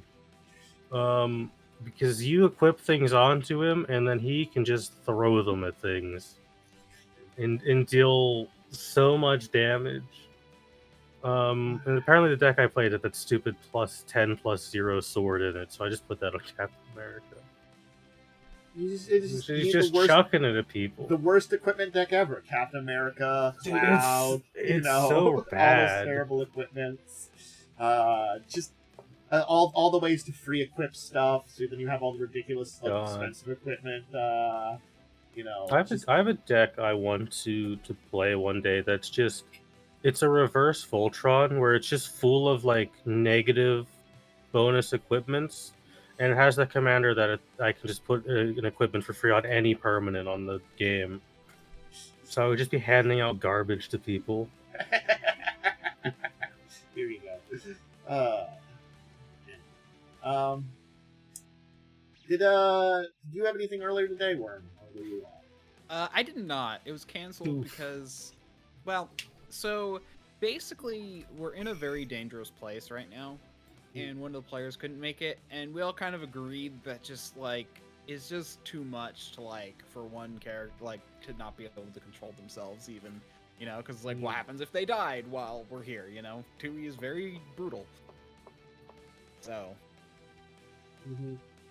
it's kind of, so we ended up canceling. It was basically mutually agreed upon. I was kind of in the same boat, and it allowed me to relax today, so I'm very happy. Yeah. I guess that's a good place to end our week. There. That sounds like it was a interesting, adventurous week of stuff. All right, everybody. Thank you for joining. There was a lot of great discussions today. I feel like this was a very good, good sit down, talk a lot about things episode. We did a lot of good talks. I can see that because we almost go for like 3 hours. Yeah, it happens sometimes. Yeah. When we get on some good discussions and talks, you know, it gets a long episode. Hopefully you can join us next week. Worm, why don't you give your shout-outs here? Yeah. Oh wow, yeah, we did go a long time. I got an alarm going off. Anyway, I'm DiamondWyrm. You can find me on twitch.tv/DiamondWyrm or at DiamondWyrm on Twitter and Blue Sky, or DiamondWyrm9234 on YouTube. Don't do it again. Adventure doing something? There we go. No, it was I accidentally, double lettered for the first one. So I had to type it in again. This is the usual shoutouts. Yep. Momo, you got anything or just Oh yeah. I get my usual spill. I don't actually exist anywhere online anymore. I've kind of very much deleted most of my social medias because it's better for my mental health. And honestly, everyone should take a break from social media. I don't check a lot of social media. And it's better if you don't. But like, I exist there, but I also don't exist there, and I'm like, I technically have a Blue Sky. I have not opened it in a month. Yeah. I stop by to be like, oh hey, I uploaded this. That's about it. I don't think I don't have enough activity to go check anything. Anyway, hi, I run the channel here. Make sure to check us out next week. I'll be back at very least. Some of these people will be back with me for Discussing Tabletop next Saturday at 6. Make sure to check out everything over on the YouTube side of things. If you're on the YouTube thing, make sure you leave a subscription, comment on everything over there. Check out my social medias. I'll be back myself on Tuesday, probably just doing some video games. I've been running through Star Wars Jedi Survivor. Almost did that game, but it's pretty close to the end. It's very fun. I think for me, not the best Star Wars media, but up there with it in the recent years, which is sad.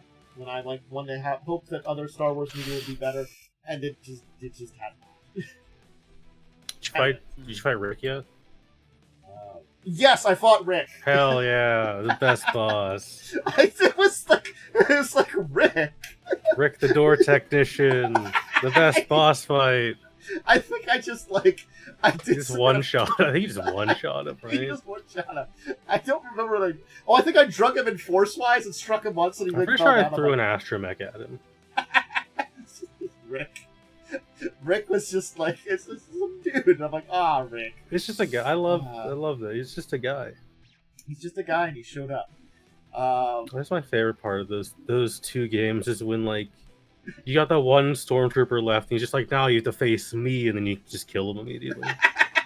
They do have such great lines. It's only me left. I guess I've got I gotta do this now. It's So like he he's just just fucking gets absolutely they're destroyed. psyching themselves up, and I'm like, dude, you just saw like the boss of He's you trying. get nuked, and you just like you're just. Trying his best. I'm sorry, man. Like, I'm sorry. I'm just gonna have to do this, dude. Or just the amount of times I've like pushed people off edges just because it's like hilarious. It's just like, man.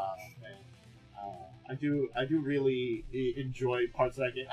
I when I'm done, I'll have like I think I've got some opinions about it, but like it's been fun. It's been fun. Yeah. So, anyway, everybody have a great rest of your weekend. And until we can see us next time or anything else, farewell to all of you out there.